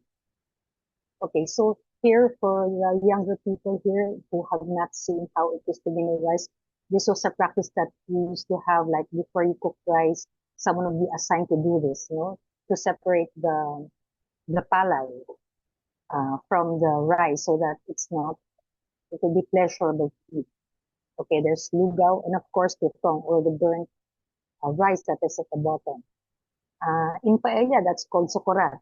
But in Filipino, usually some people don't like it, but for some it's a matter of taste. I suppose they like eating tutong, especially with soup. Okay, how about other food? For example, coconut. Again, you have an entire vocabulary just for coconut, and this doesn't even cover half of it. But just to give an example of how we describe, like malauhog, which is your preferred texture of coconut when you just want to drink it, on a hot summer day. But malakanig is what we would prefer if you're making buko salad. So there are some words. And of course, you learn why, you find out that, La Paz pala is a place. So why is Batchoy in La Paz, which I hope you know where it is, it's in Iloilo, or why is it famous for the Batchoy? What makes it special? Pancit Malabon, or why do you prefer bangus from the Dagupan, mangoes from the Ras? So just to show you a few things that I have talked about, if you haven't seen it, the one on the topmost on your left is called the tumbong. That's the embryo. That's the spongy embryo. It's kind of sweet. It's nice, and I can't get from the mature coconut. Or you can talk about kudkuran, which is a local technology during the time where you still have to do it at your home because there were no machines to grate your coconut in the market yet. So, and if you have not seen makapuno in the coconut shell, and the only makapuno you've seen is the one in the bottle, this is how it looks like. It's a little oily and gelatinous, and that's what you process into the minatamis na makapuno. Okay, I don't know, maybe you can answer in the chat box if you know these things. These are 4 types of puto, and they're all very different. Okay, so on top left, the one that looks like pulveron, the one on top left, because that's puto seco, which is made from rice flour. The one on the right, the more common form of puto is puto calasiao from Pangasinan. It's quite sweet. Fun fact is that in Bulacan, where they have putong pulo, which kind of looks a little similar like the calasiao, the people from Bulacan don't want to eat big puto because they found it obscene. They want it to be refined, so it's small, so it's just like bite size. However, it's a very different thing when you go to puto binyan, the large ones here at the bottom left, because they see big puto cooked in these woven um, trays to show sign of bounty. So it's a very different philosophy. And of course, on the bottom right, we have putomaya. So it's not ground like the other ones. The glutinous rice remains the same. So it's cooked in much like a suma, but it's still considered as a puto. Okay, so here I have some suggested classroom activities that you might want to take on to improve and to learn more about the vocabulary of our food. And in the process, not only learn about food, but texture and color and qualities and flavors and mouthfeel. So this kind could be a fun activity because every time there is something to eat, of course, it's fun. Um, that's one. If you want a quick activity, here's another one, word association, where you can just come up with words in a box and try to come up with as many words associated with it.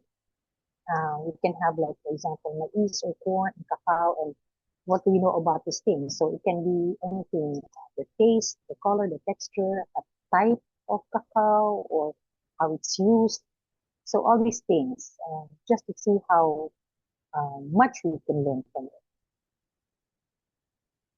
Okay, again, some examples. The one on the left and the bottom part with the leaves.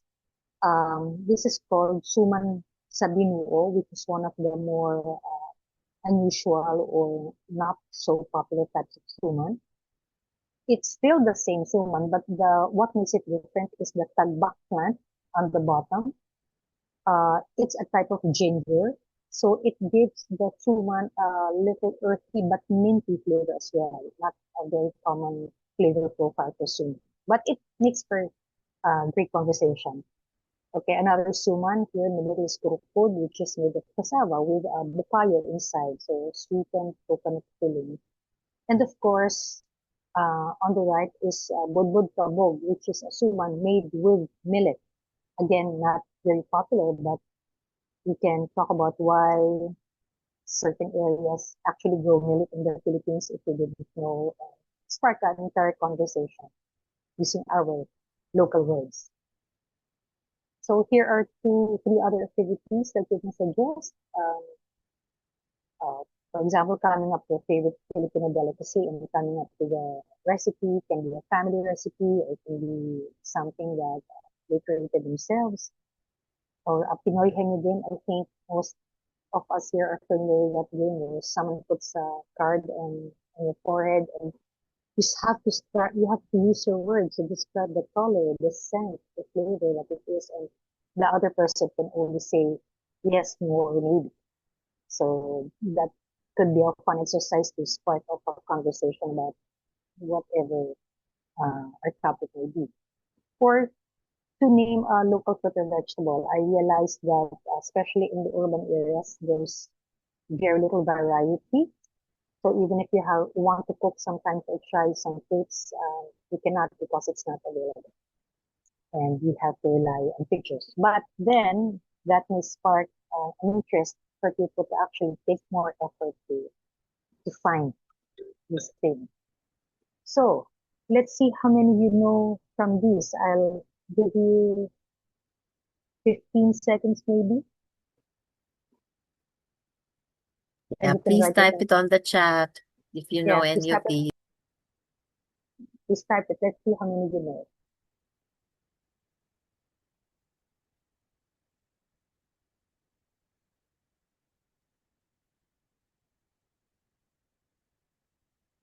Okay, so let's see how many you got correct.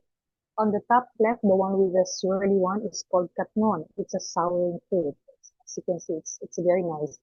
I used to use this to sour my sinigang before in my former restaurant, and it has a very fruity sourness. It's not tart like sampalok, so it's how I would call it an elegant and refined sourness that it imbues in the soup. Now it also gives it the soup. It kind of turns out cloudy, little cloudy. So that's also very interesting. Okay, the one on the right, the one that looks like a melon, is winter melon or kundol. So this is what goes into your favorite winter melon tea. So that's kundol. So the appearance outside is like someone brushed chalk all over the skin. So it's a little chalk. It looks like that. But it's also cooked as a vegetable in the Philippines. Okay, the one that looks like a star is called palapat. It grows along the coastlines. In Bulacan, they use it as a souring fruit again. So they get that along the coastline, and of course, you can get it and use it for your fish or whatever. But it's a very nice, again, a different type of sourness, but um, it's something that is not used so much. So maybe we can also talk about that. Why aren't we using this variety of souring fruits that we have? And why are we stuck with the sachet? Okay, finally on the bottom, this is called the breadfruit or the rimas. Most of you again would probably encountered this as a candy, usually sold also with condol side by side in stores in the past. So the difference is that the rimas is brownish. So if you remember having eaten that, it's covered with sugar, like the winter melon on top, but this one is brown. So that's the difference between the winter melon and the preserved fruits. Okay, now, can we still use food in teaching history and culture? Actually, we do. Uh, we should use food because it's something that we consume every day, and it also tells us how it has changed through time, through food, using the lens of food. Because food is something that is political. What we eat is not just a matter of what we want, but it's also a matter of natural conditions like the weather, like now, with climate change and everything, and also political decisions made by local and foreign powers. For example, like in 1974, when our sugar industry crashed, and there are so many people who died, especially in Negros Occidental, which was supplying 60% of the sugar produced by the country. Those were decisions. There was an international agreement, the Laurel and Langley Agreement, which ended in 74 and made the prices of our sugar crash, which caused a lot of, and also because there were national decisions made, which created monopolies for sugar, which also impacted heavily on the people from Negros. So that's one. And also during the time of the not so long ago COVID pandemic, wherein Filipinos were given ayuda or health bags, ayuda bags. I wrote an article on this, wondering also who made the decision as to what Filipinos should eat, what should go into each bag, and if it also reflected the diversity of families, if it recognized that they are maybe older citizens, younger children. Just a quick story. During that time, I learned some people already able to create small sari-sari stores because of all the canned goods that they received.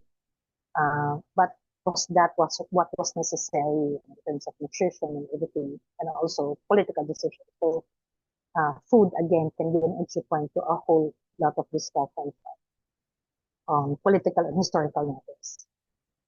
Okay, the other thing is that food, we can also use food to talk about migration or wars and why people eat what they do, the advent of technology and how it has changed food in terms of preservation, so being commercially viable. And some of you, if there are some of you who remembered how some foods have become part of our uh, kitchen or our cuisine, is because of the diaspora. Americans come here, Filipinos going to the US. Um, the time where people were going to Saudi Arabia and coming back and doing all types of food and creating small restaurants here. The Japayuki women and men also who came back carrying with them their desire for many years of living in Japan and sharing it to the Philippines. And of course, of late, uh, the rise of the Korean food, the samgyeopsal and kimchi, which is like in the Philippines, especially you'll find it in every corner. So over here on the right, you will see this is shawarma restaurant. But if you look at the bottom part, you see chicken nuggets as part of the combo with the shawarma. So in a way, it's like we're Filipinizing or adapting it to our own flavors. There's even an exact, yeah, there's even an addition to that, which probably is relates to the uh, our um, the rice with the tapsilog. So it's an add probably to tapsilog. So we cannot really just talk about food uh, without necessarily having a discussion on about rights and land and water and anti-militarism and all these things because that's how food reaches us. It's something that is not without something that we just can have, as I've said, what you can buy in the store is determined by so many things. How much of what you can eat is also determined by that. If there's no work, there's no food, etc., etc. So there is so much to learn, not just how to cook and not just preserving your lawless recipe. For example, in the West Philippine Sea, there is of course a discussion about we can use food and the access of people to food and the fish supply with the fight for the West Philippine Sea, or even in the vegetables. Why are only select vegetables being sold in the markets? Maybe it's because it's what is marketable, and because of that, we lose out on the diversity of other foods that may not be as popular. But then the thing is, if you don't eat it, it dies. So, or people who sell food would like it to be monocrops, to sell only or plant only one type of crop, which also destroys the soil. So food is a great way to uh, start off all this discussion. What can you do? For example, if you're teaching history or politics or other things, so you can have the students create, for example, what I call time blocks. So talk about the hacienda system and how different this is from the encomienda system. Or you can talk about making research about Maria Rosa and all the 700 recipes that she left us with, and how she was able to save our soul just by the creation of tiki tiki, which saved them and a lot of young children from having berry. Okay, even going beyond that, you can talk about the bloody banquet of Raja Kumaban, where he served a banquet for the Spaniards, but also killed them in the same feast. So that can be interesting. Or the picnic cook-off, if they can learn more about the fishes, etc. Or the 70 diasporas I've mentioned, where there are so many Filipinos who travel from one place to the other and brought with them a new taste for other flavors and how these were also Filipinized. And of course, as an example, I gave earlier, the pandemic food trends.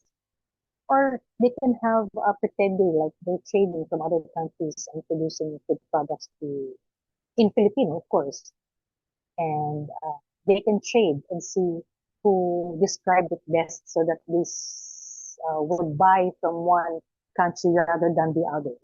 So that would make for an interesting discussion as well. So this is Maria Orosa. She's not just a street, she was a real person. And on the right, here are some of the, can you identify these trends from the pandemic era? You can write it on the chat box. Did you get all three? Okay, so it's ube pandesal, the baked sushi, and the famous or infamous Dalgona coffee.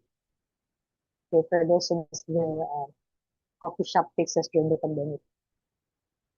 Okay, other suggestions can have a look at the bus stop pasalubong station and really come up because I personally fear that young people in 10, 15 years will talk about the comfort food and it would be fries instead of like type of kakanin or a type of local cookies. So maybe they can talk about that or come up with catchy taglines and try to sell it and see what their insights about it as well. Or combining music and food, they can learn and perform Philippine songs about Philippine food, both modern and old, and see what they come up with.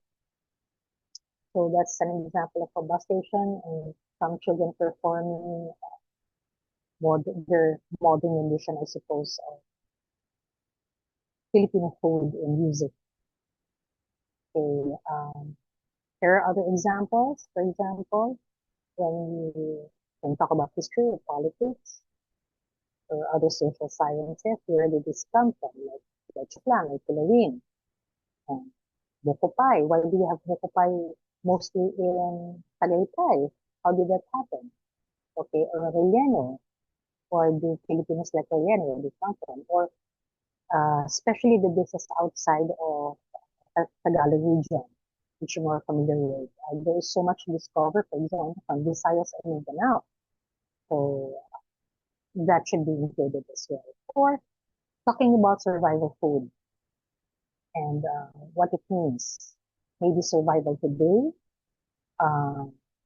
among those in Payatas, if you want to talk about social justice, or also during the war and how people came up with different and discovered different ways of using plants or discovering things that are edible. So here are just a few examples. So probably they're wondering about the history of this food. And of course, all this food cannot be created without ingredients. So at this point, I would like to pass it on to Tia to talk about the aspect of ingredients in Filipino food. Maraming salamat, Chef Giney.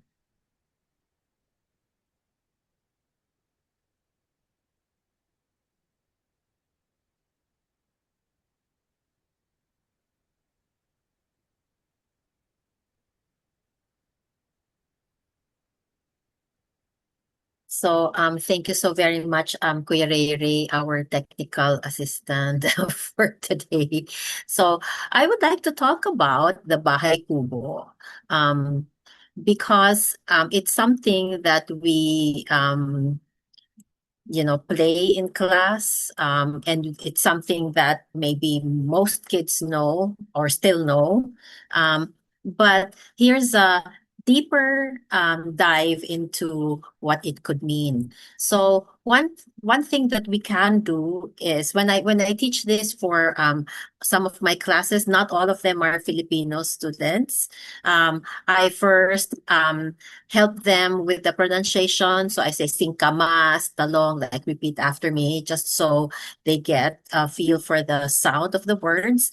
And then we play the video, and then they sing along with the video. So let's do that now. Sing along. You can unmute yourself if you would like.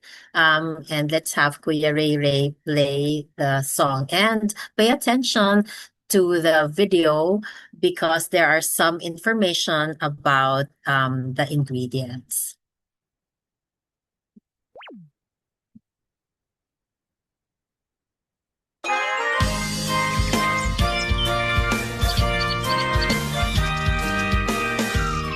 Bahay kubo kahit munti ang halaman doon ay sari-sari, singkamas at talong, sigarilyas at mani, sitaw, bataw, patani, undol, patola, upot, kalabasa, at saka meron labanos, mustasa, sibuyas, kamatis, bawang at luya.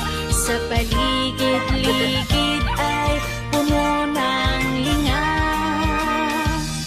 Bahay. Okay. So, what is okay, Kuya Riri, next slide, please.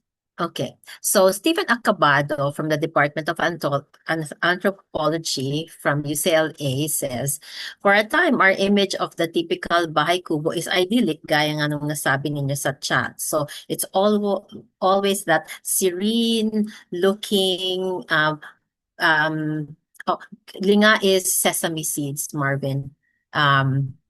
Which I will explain in a bit. Thank you. So we always imagine an idyllic scene, and it is usually isolated, pure. It's a romanticized version of our identity. But the thing is, when you see a visual of an old of a painting, you don't see what is actually happening in the countryside. You don't see that in some areas there's militarization. You see a beautiful maiden in traditional Filipino attire. You don't know that in some areas they suffer from oppression, and in some cases sexual abuse because of invasion. So we have to always explain to our students what we see isn't actually what is. So here this book that I will discuss today invites you to look into another framework so that our pride and joy as Filipinos in the world can be regrounded. So like here, this is this is a painting by Oscar Navarro, and it evokes a good emotion for all of us. But when you go to the countryside, it probably no longer looks like this, which again also brings us a feeling of nostalgia. So here is a traditional fiawi in Barlig Mountain province, where I did my research. So it's not typically a bahay kubo, but you can imagine the actual thatched roofs. And then there is what they call a sufia, or a small window. It's almost like a chimney. It functions as a chimney because in these places up in the mountains of the Cordilleras, a fire is always burning, and there should be a space where the smoke could come out.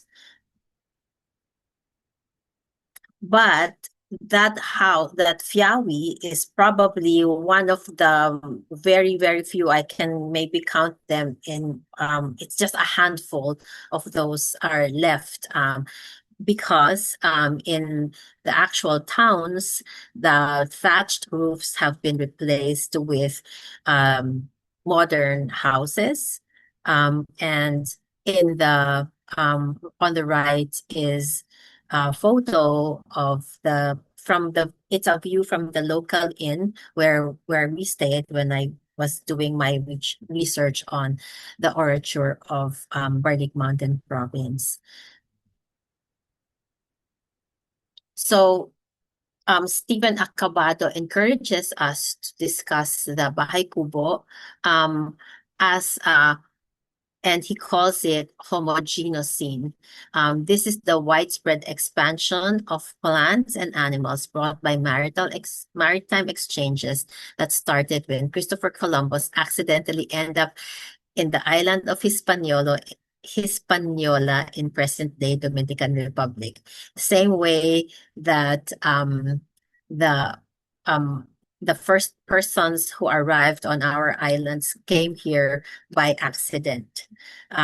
So he says the ingredients that we sing, it's a children's song, can actually be analyzed to find out how the ingredients came to our islands. He says upo or wax gourd, bawang or garlic, luya or ginger, and labanos or radish appear to be the only potentially local species, which means they were already here for much longer. And Stephen Acabado says the quintessential Philippine garden is a product of global connections that started more than 2,000 years ago. So when we talk about, for example, Philippine history, there is a tendency for us to start with the Spanish colonization. But we already had a society long before the Spaniards arrived. We had trade with other nearby nations. They may or may not have been nations at that time. So we had we had been trading with a lot of our neighbors because, for example, the farthest down, the island farthest down in Mindanao, when you look across the ocean, that's already Indonesia. So of course, there has been a lot of trade going on many, many years ago. So these transoceanic exchanges and mobility have been documented archaeologically and ethnographically. And here are some of the results that they have found. So the sincamas that we know, or jicama, came from Mesoamerica. From India came eggplant, hyacinth bean, sponge gourd, and sesame seeds through cultivation. From Africa or New Guinea came cigarillas, or the winged bean. Africa also brought patola, and the sub-Saharan Africa brought linga or sesame seeds. And from Peru came the lima bean or patani. South America brought peanut, string beans, tomatoes, and garlic. Although they saw some, but they also saw some garlic. They think garlic is also indigenous to the Philippines. Then from Central America came also string bean, winter squash, and also garlic. And from Asia, General Asia came onion. Southwest Asia brought us mustasa or mustard, and South Asia brought us kundol, which you've seen a picture of earlier, or the winter melon. So we were asking about the linga. Okay, sabi sa kanta, sa paligid-ligid ay puno ng linga. So in our folklore, so you think it's a children's song, right? But if you look at it closely, there's something there that you can analyze, because according to our folk tradition, our oral traditions, the spreading of sesame seeds around the home, particularly if you're moving to a new one, is a folk practice symbolizing the attraction of wealth, abundance, and continuous prosperity. It is rooted in the idea that the countless seeds represent never-ending financial blessings, money, and good fortune flowing into the household. So you can look at this simple practice and also go ahead and ask, for example, why some kitchens, especially in the provinces, display luya by the windows. It's to ward off evil. And they say if you believe in aswang, garlic and bawang, okay, sorry, bawang, they say that the aswang or the aswang would be afraid to enter your home. Chef GT yesterday also told us that in some places the makopa, because of its bell shape, is believed to attract good fortune and also to ward off evil. So some homes would have them in the front yard. So here in Hawaii, there is a proliferation of malunggay trees by the front lawn. If people see it, they know that the people living in that home are Filipinos. So they say this is the Filipino flag. So they say in Hawaii that is the Filipino flag, the malunggay tree.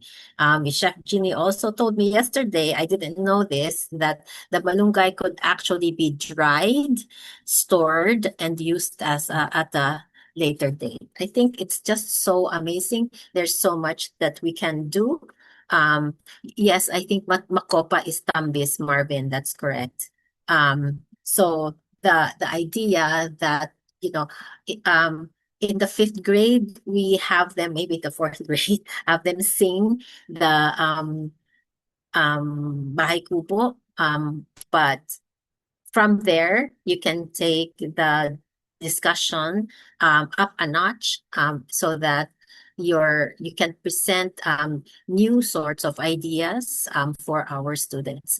The only other issue remaining would be why, we also need to note that we are not happy with the Bahay Kubo. Some people say why should we always use the Bahay Kubo as a representation of the Philippines? It's not a good representation. One, because it's small. Two, because it is not very sturdy and shows poverty. So that is a good question also to raise, because from Bahay Kubo came Bahay na Bato and other structures in Philippine society.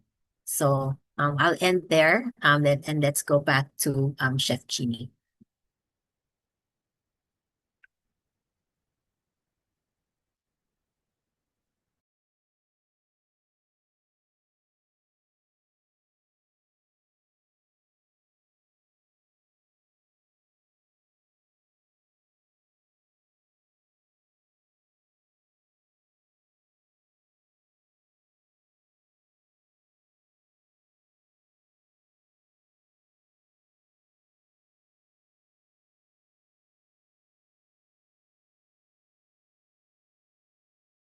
Hello.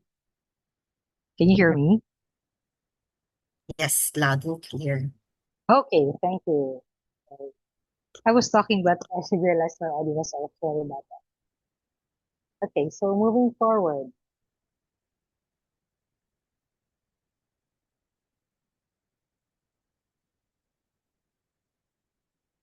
Quick review of what you just said.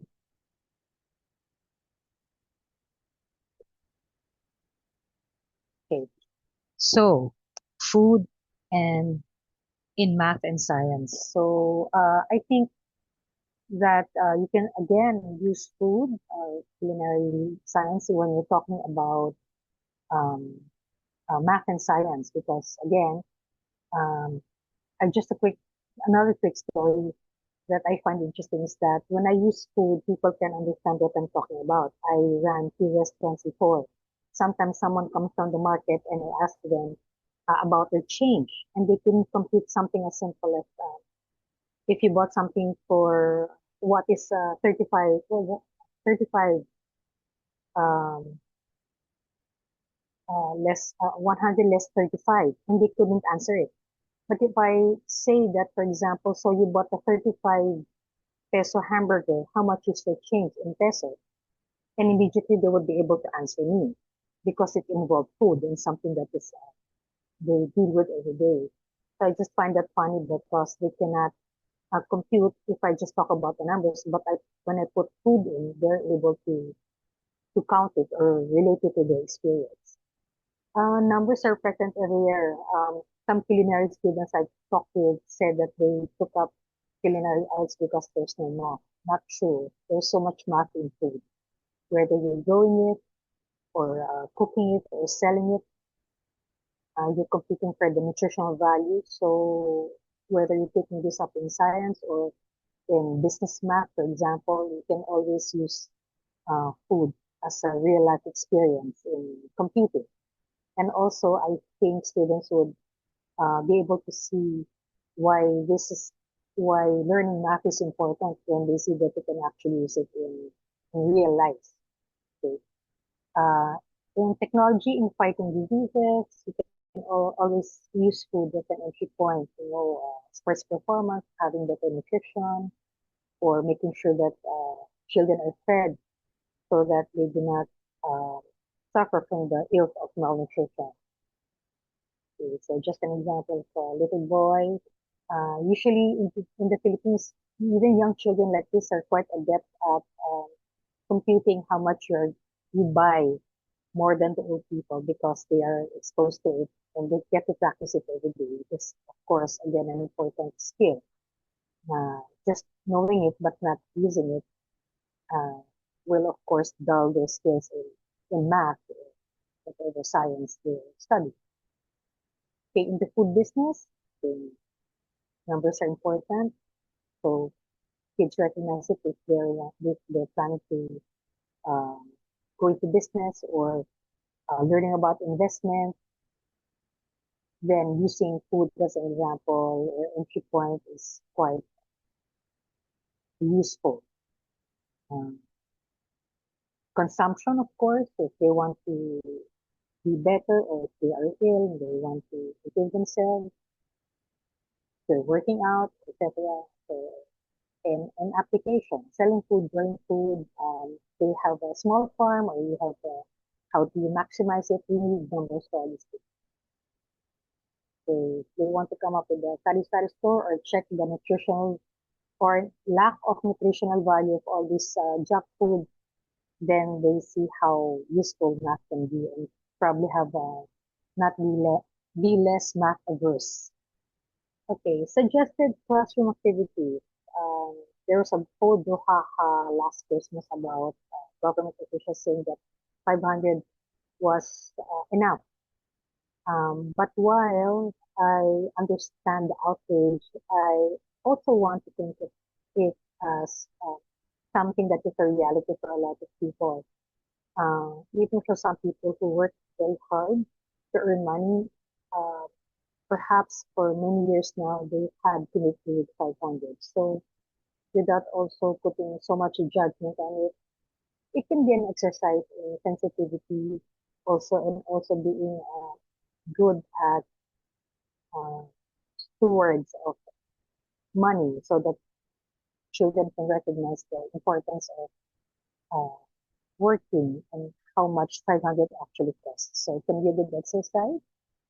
I put that up as one of the possible activities that you can do. Or as a fun activity, you can also make a zombie apocalypse go bad, very popular with young people.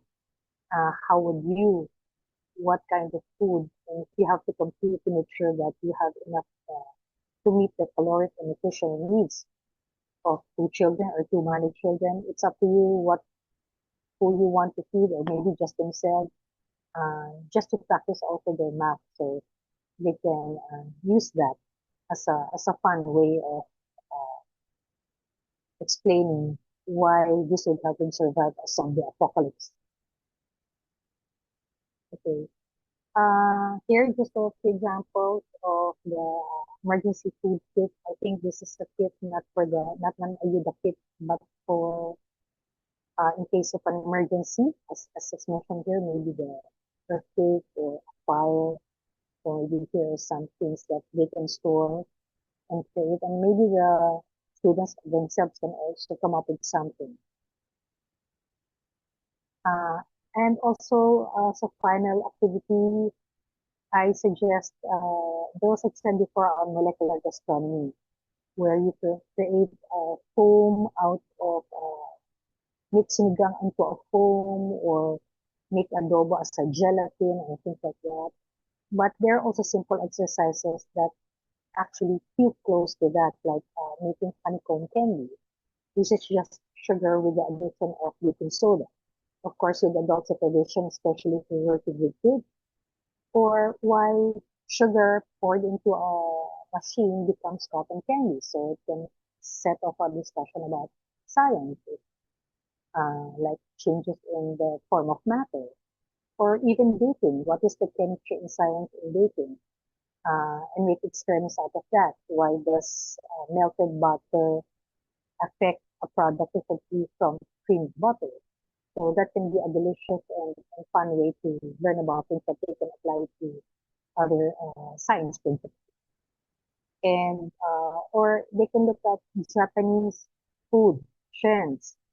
The Japanese are very fond of using science in creating like the fluffiest pancakes or foam that they can shape into all kinds of animals on top of their drinks. And how does it happen? So it's a great way to do all these things. Um, I I believe that, as I've said earlier when I began, that food is a way, as an entry point, but also a topic in itself uh, to discuss because it's something that's very basic that all of us have to do to survive. So putting food, Philippine food, especially in the forefront and used as a discussion can help us recognize and realize a lot of things about ourselves, about what and uh, how we eat, and also discussions about social issues and practical skills. Okay, having said that, I would like to pass it on again to my co-presenter, Dr. Arboleda.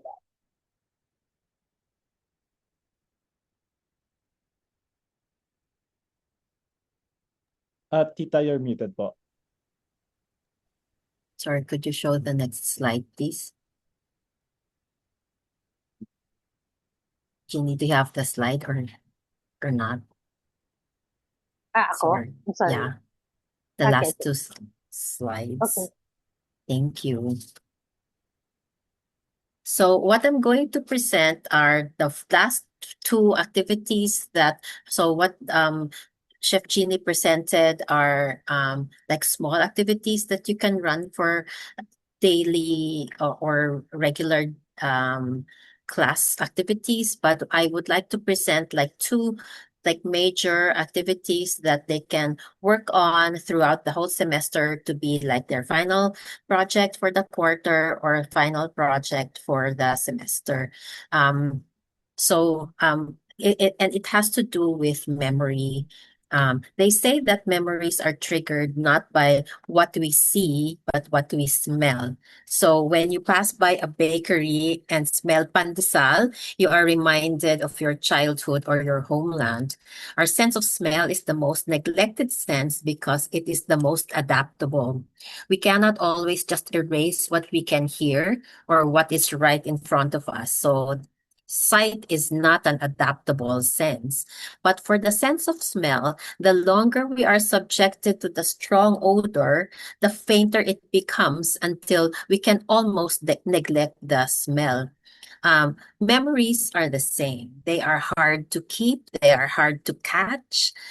So for this exercise, I usually ask my students to dig up old photos from the baul, or hopefully from their mother's in IG account. Di ba? May advantage din ang um, generation na to, that they post everything online.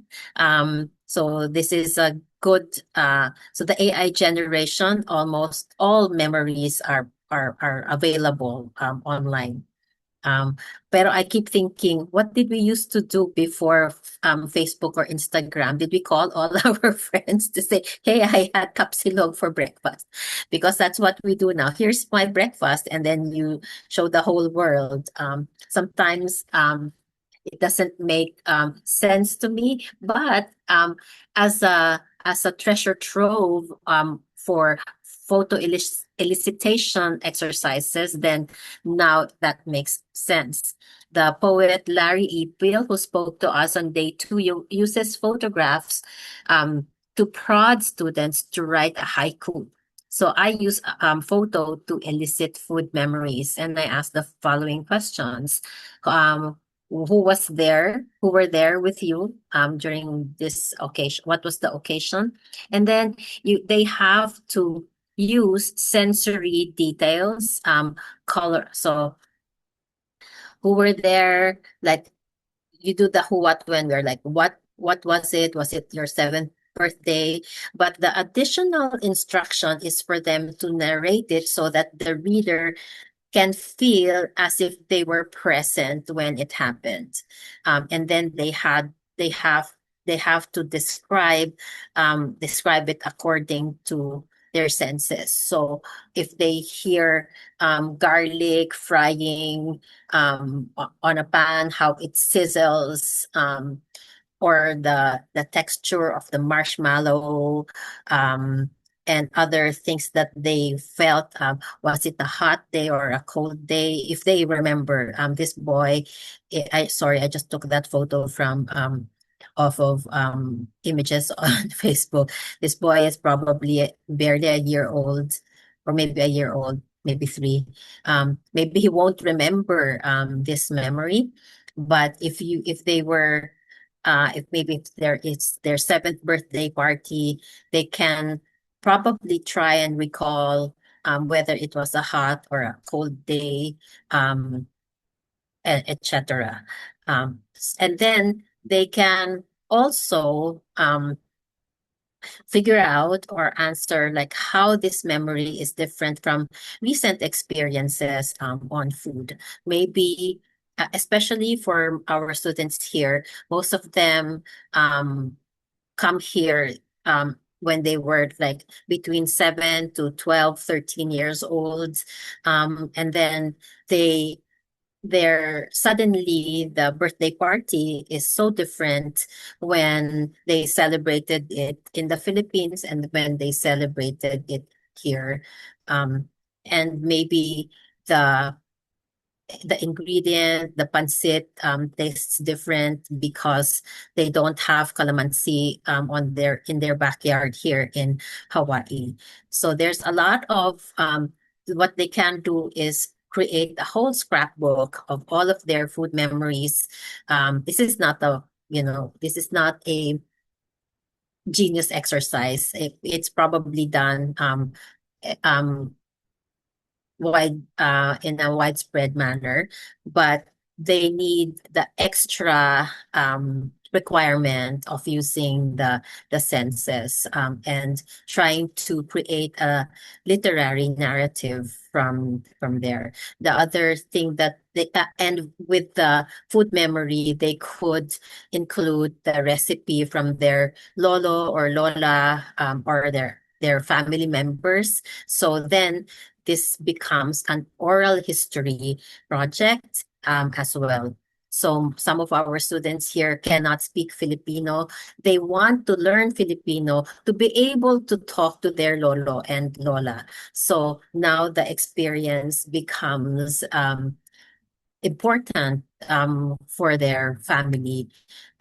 for some of these oral history projects, this is not about food, but one of my students said, I didn't understand why my father here in Hawaii has like 24 pairs of shoes, and we trip over them when we enter our home.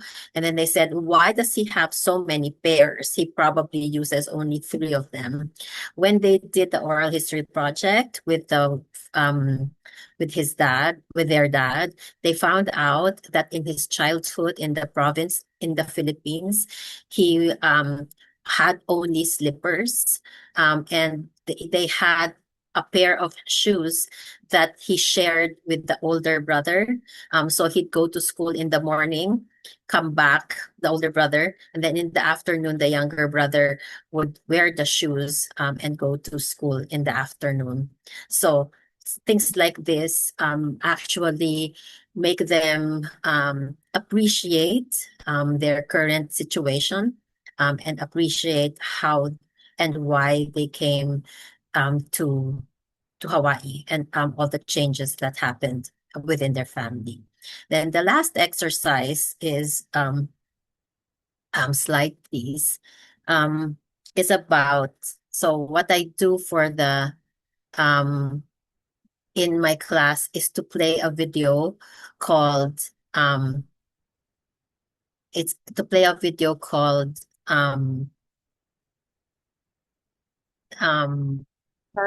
Today's Special. It's not working. It's okay. It's called Today's Special. It is about an Indian man whose parents owned a restaurant. And the restaurant was losing money, so he was tasked with revitalizing the restaurant. So the other option was, okay, thanks, Giney. The other option was for him to sell the restaurant. And it is an Indian film. It is a film about an Indian man, but it's the exact same issues that we Filipinos face when we live here. Of course, you can use many other, you can also use Chef Chico, the series, if that works. But here, including the annoying relatives who force him to find a nice Indian girl and just get married, it's in this movie. So it's so familiar to us. So, and I believe that teaching must also figure out some like correspondences between us and other cultures. So then after they watch the movie on their own, I ask them to do this exercise. So pretend that you are tasked with the revitalization of your family's Filipino restaurant. So describe your menu. What will your wait staff use? Wear traditional Filipino attire ba? Or not? Will you have a rondalla playing in the background? I think music is very important because one time I was eating in a Japanese restaurant here, and I was in the restaurant because I missed Japan. So I wanted to recreate the experience. So the food was amazing, so great. But then the music was hip hop music because the chef at the back wanted listen to this kind of music. So it was a bit of a disjointed experience for me. So it's the same with if you go to a Filipino restaurant, perhaps you expect that you listen to at least Filipino music. It doesn't have to be a live rondalla, although some places do that, depending on your market. Target market. If your target market are tourists, then maybe a live rondalla becomes an experience for them as well. Will you include singers or dance performances? So I remember one time I was in Thailand for a conference, and at the dinner reception in the restaurant, they performed Thai dances, and one of them was a sword dance, which I think they were real swords, because they make you listen to how sharp they are, and then they threw it around. But it became like a cultural experience as well. So do you want to have those in your restaurant or not? It also depends on how big the space you think you have. So describe your table setting, the theme, or your decor. If you This is also after they've read other and seen other lectures. So I play a short video from City Pasandalan, who describes that everything in the Maranao cuisine comes in sets of four when they present it in the on the table. So one thing that I observed, so from the responses that I got from our students, is that they were very conscious about the wages, at least here, of the weights of of their they say they will pay their wait staff more than more than minimum wage, because they themselves here have experience being wait staff. And then they say that the tips should be shared also with the kitchen staff, because for other places here, only the wait staff get the tips. But as Chef Giney mentioned yesterday, she said the dining experience is a collective effort. So it's the effort of the wait staff, it's the effort of the kitchen staff, and the cleaning crew. Because if you go into to restroom that is dirty, you don't feel like, if the restroom is dirty, you imagine how clean or dirty is the kitchen. So it has to be a holistic experience.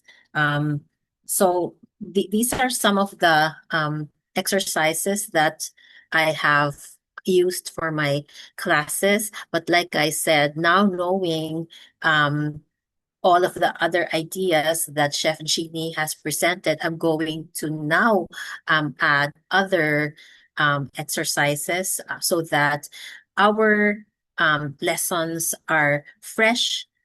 We can approach them with new perspectives, and we broaden our discussions about food.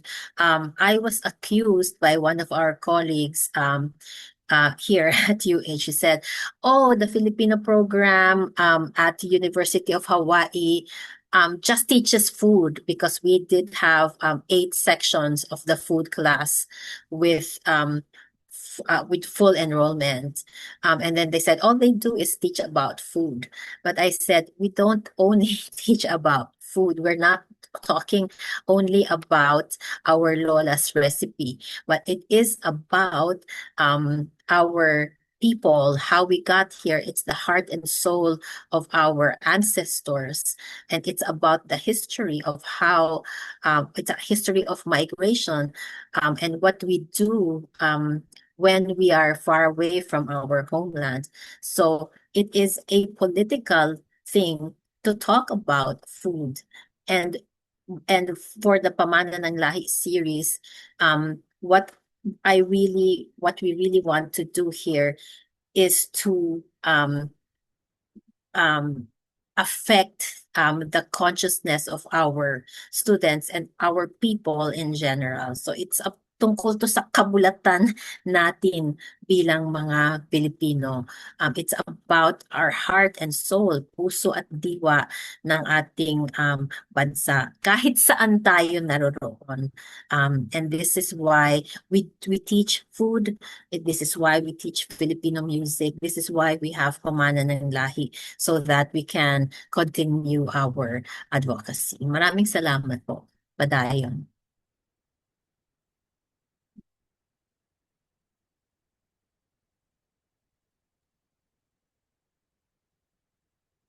All right. Maraming salamat po, Tita Pia and Chef Giney, for the presentation. Our chat has been very, very active.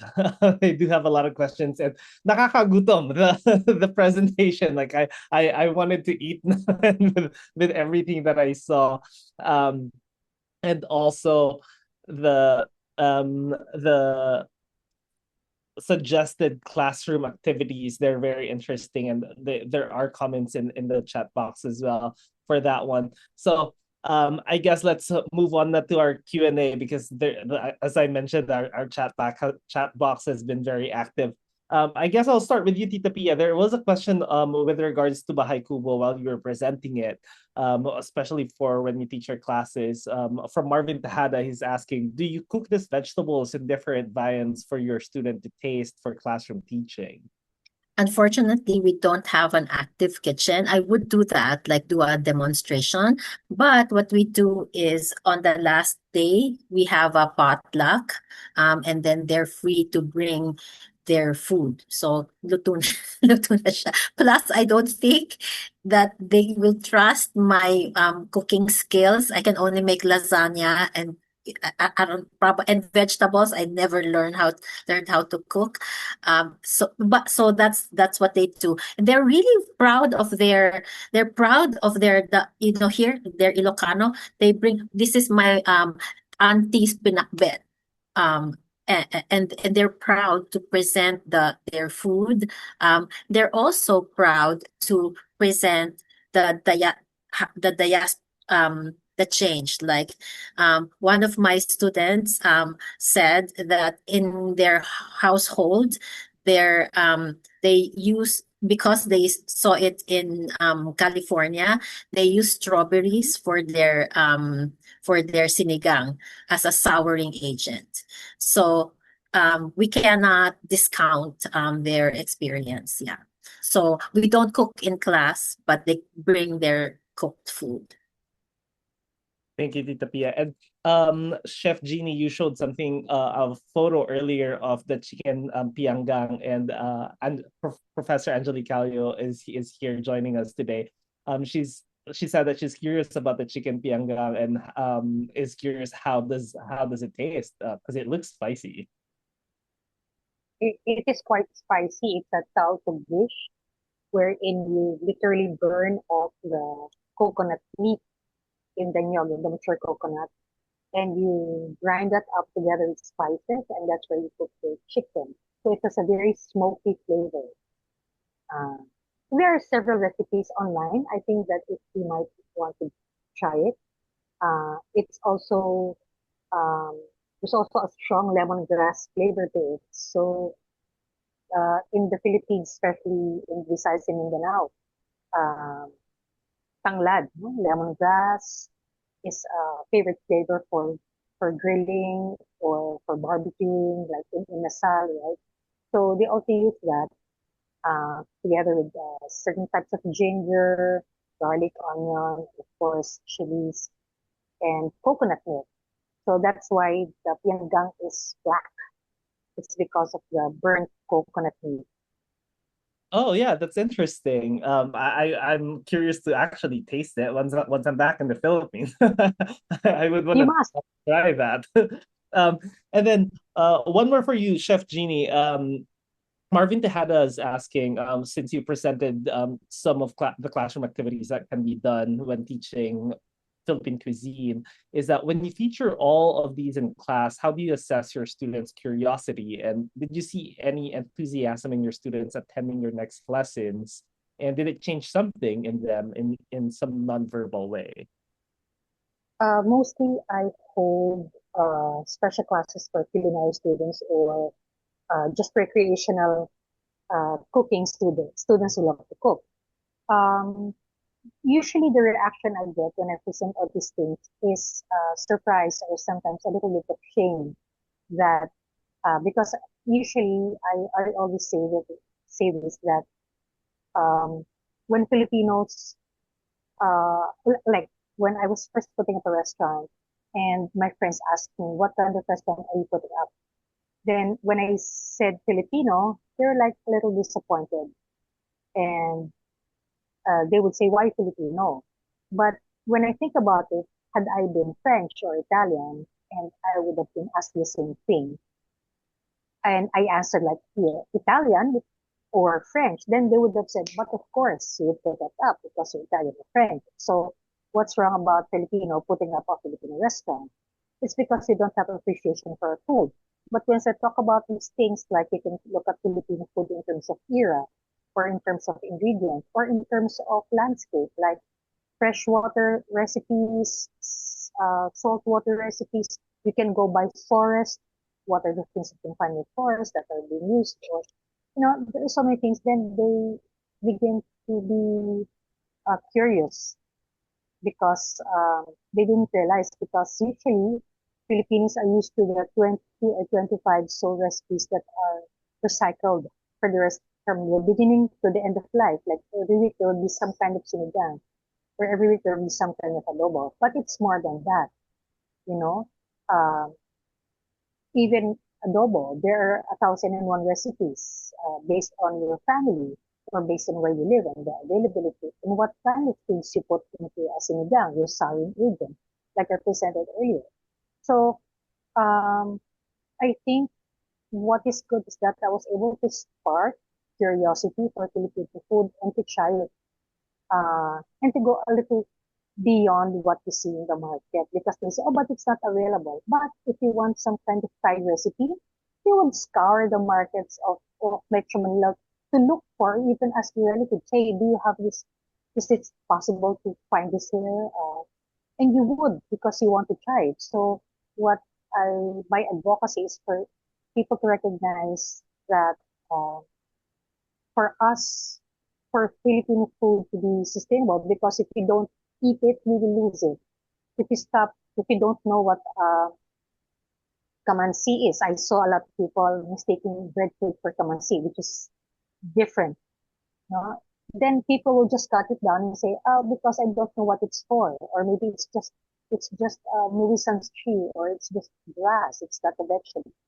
So we lose all these things, and it's also bad for our environment and also for our food security. So that's my long-winded answer to the question.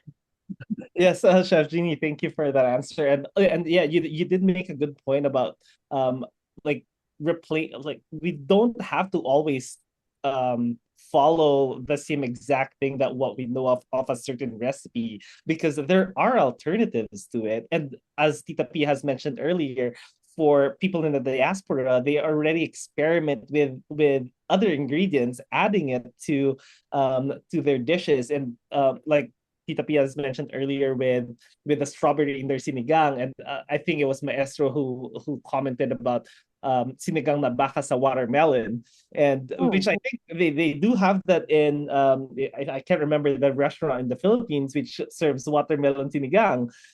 So yeah, that's a good take, that like we could push forward like different ingredients for our traditional dishes.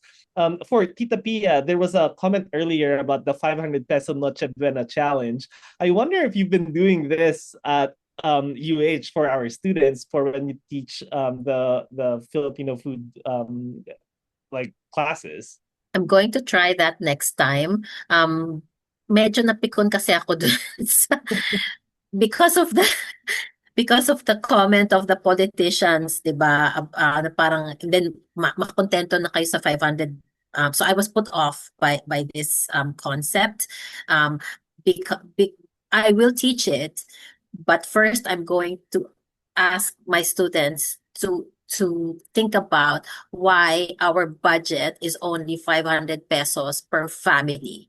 So because we cannot, I mean, an exercise is one thing, but we cannot take it out of context. So then I need for them to think about the poverty, the inequity in the Philippines, and then try to imagine what that is like. Also to make them, because some of them forget already. So their parents lived in poverty, but most of them grew up here. So then they have no appreciation for all of the things that they have and all the things that they waste, and how Western cultures I'm not saying all, but there's a tendency here. Some people open a can of Spam, eat half, and then the other half they just throw into the garbage. So I will try that exercise. I will. And I will also include, like, of course, the things that you get from your bakuran, as Chef Giney would say, that's free. So please plant your own food, you know. So it's an Natural exercise, malunggay. 'di ba? Dapat ano na, kasi dito talaga malunggay madami. One of my students gave me a full box malunggay like this. And they say it's so prolific, their trees. So it what okay, the long-winded answer, but the simple answer is yes, it's an exercise, but it's not, like I said, it's not only about food. It's an exercise, but it's about politics, it's about sustainability, it's about identity. All our exercises are like this. Yeah. Yes, and that kind of circles back for the whole theme of this entire talk for day 4. Like, use music, use food as a means of creating these discussions, whether if it's culture, politics, or just society in general. So it's a really good starting point too. And then I think Marvin's asking, is there malunggay in mainland US? I believe there are some in Florida, because my relatives over in Florida would send us some seeds. So if it's Wow. Florida could confirm that. Yeah, so we do have family over in Florida, and they're usually the ones sending us seeds for Filipino vegetables.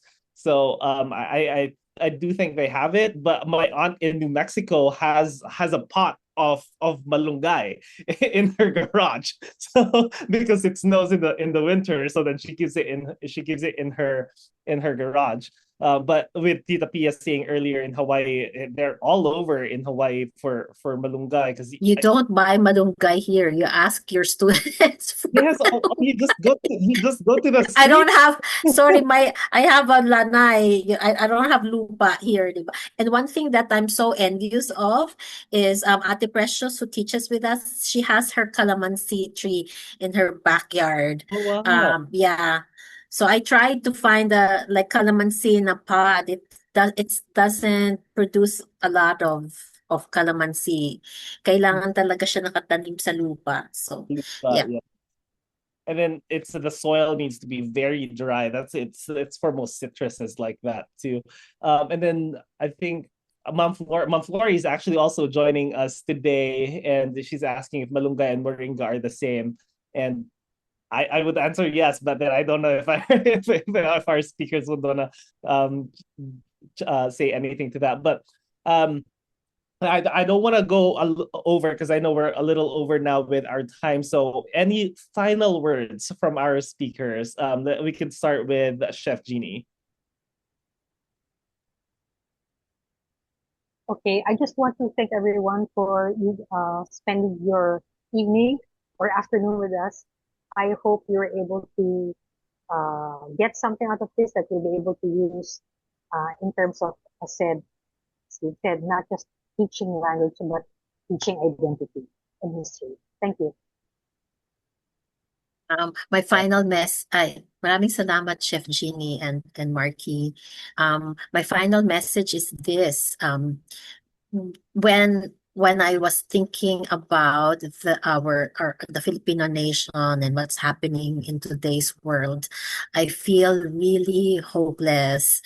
But when I look at all of the people who have joined us in Pamana and all of our partners who put in so much effort to make this happen, then I feel like there is some hope. Because if you run an advocacy like the one Pamana ng Lahi is running, you're not alone. So I feel like we are in this together as a community.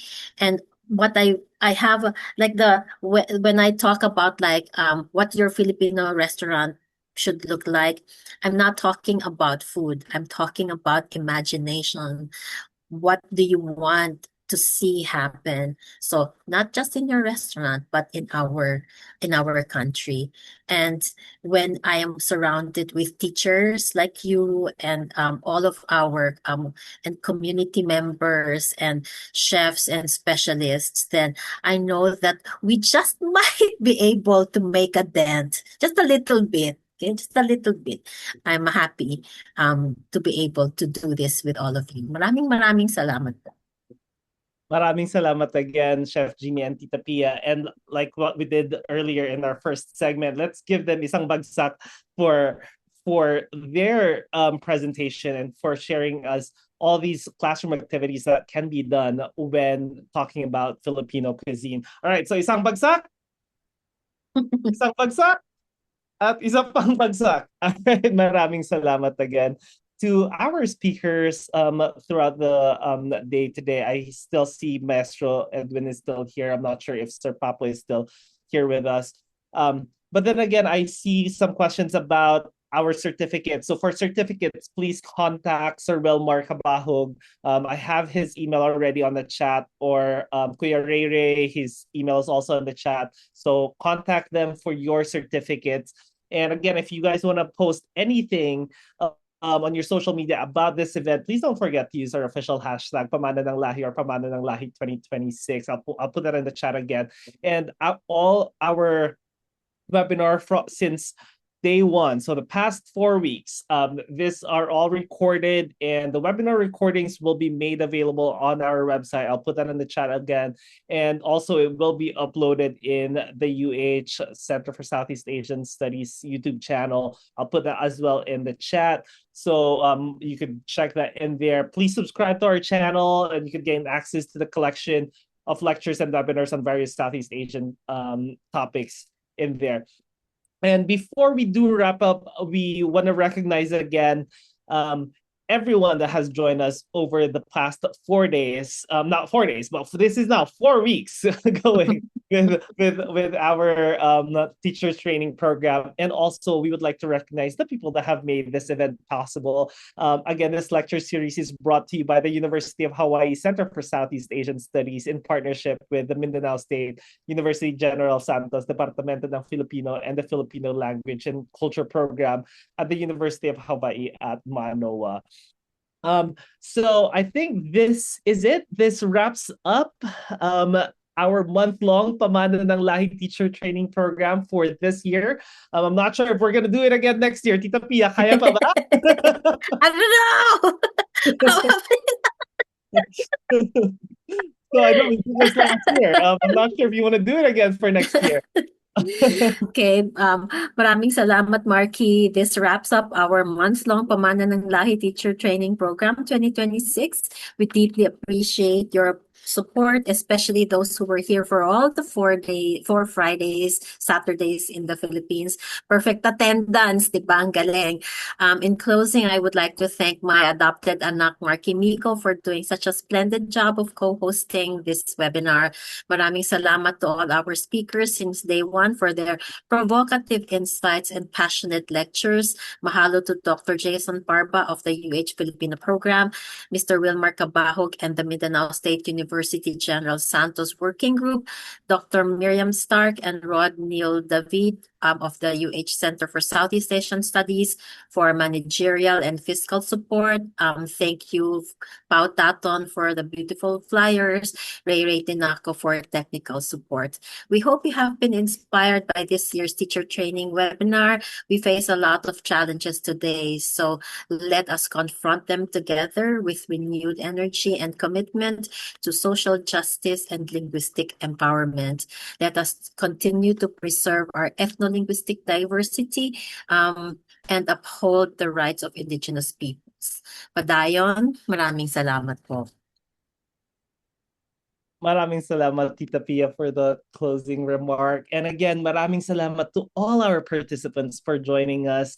This would not have been possible without you guys, because then your presence is so helpful with the discussions with our speakers.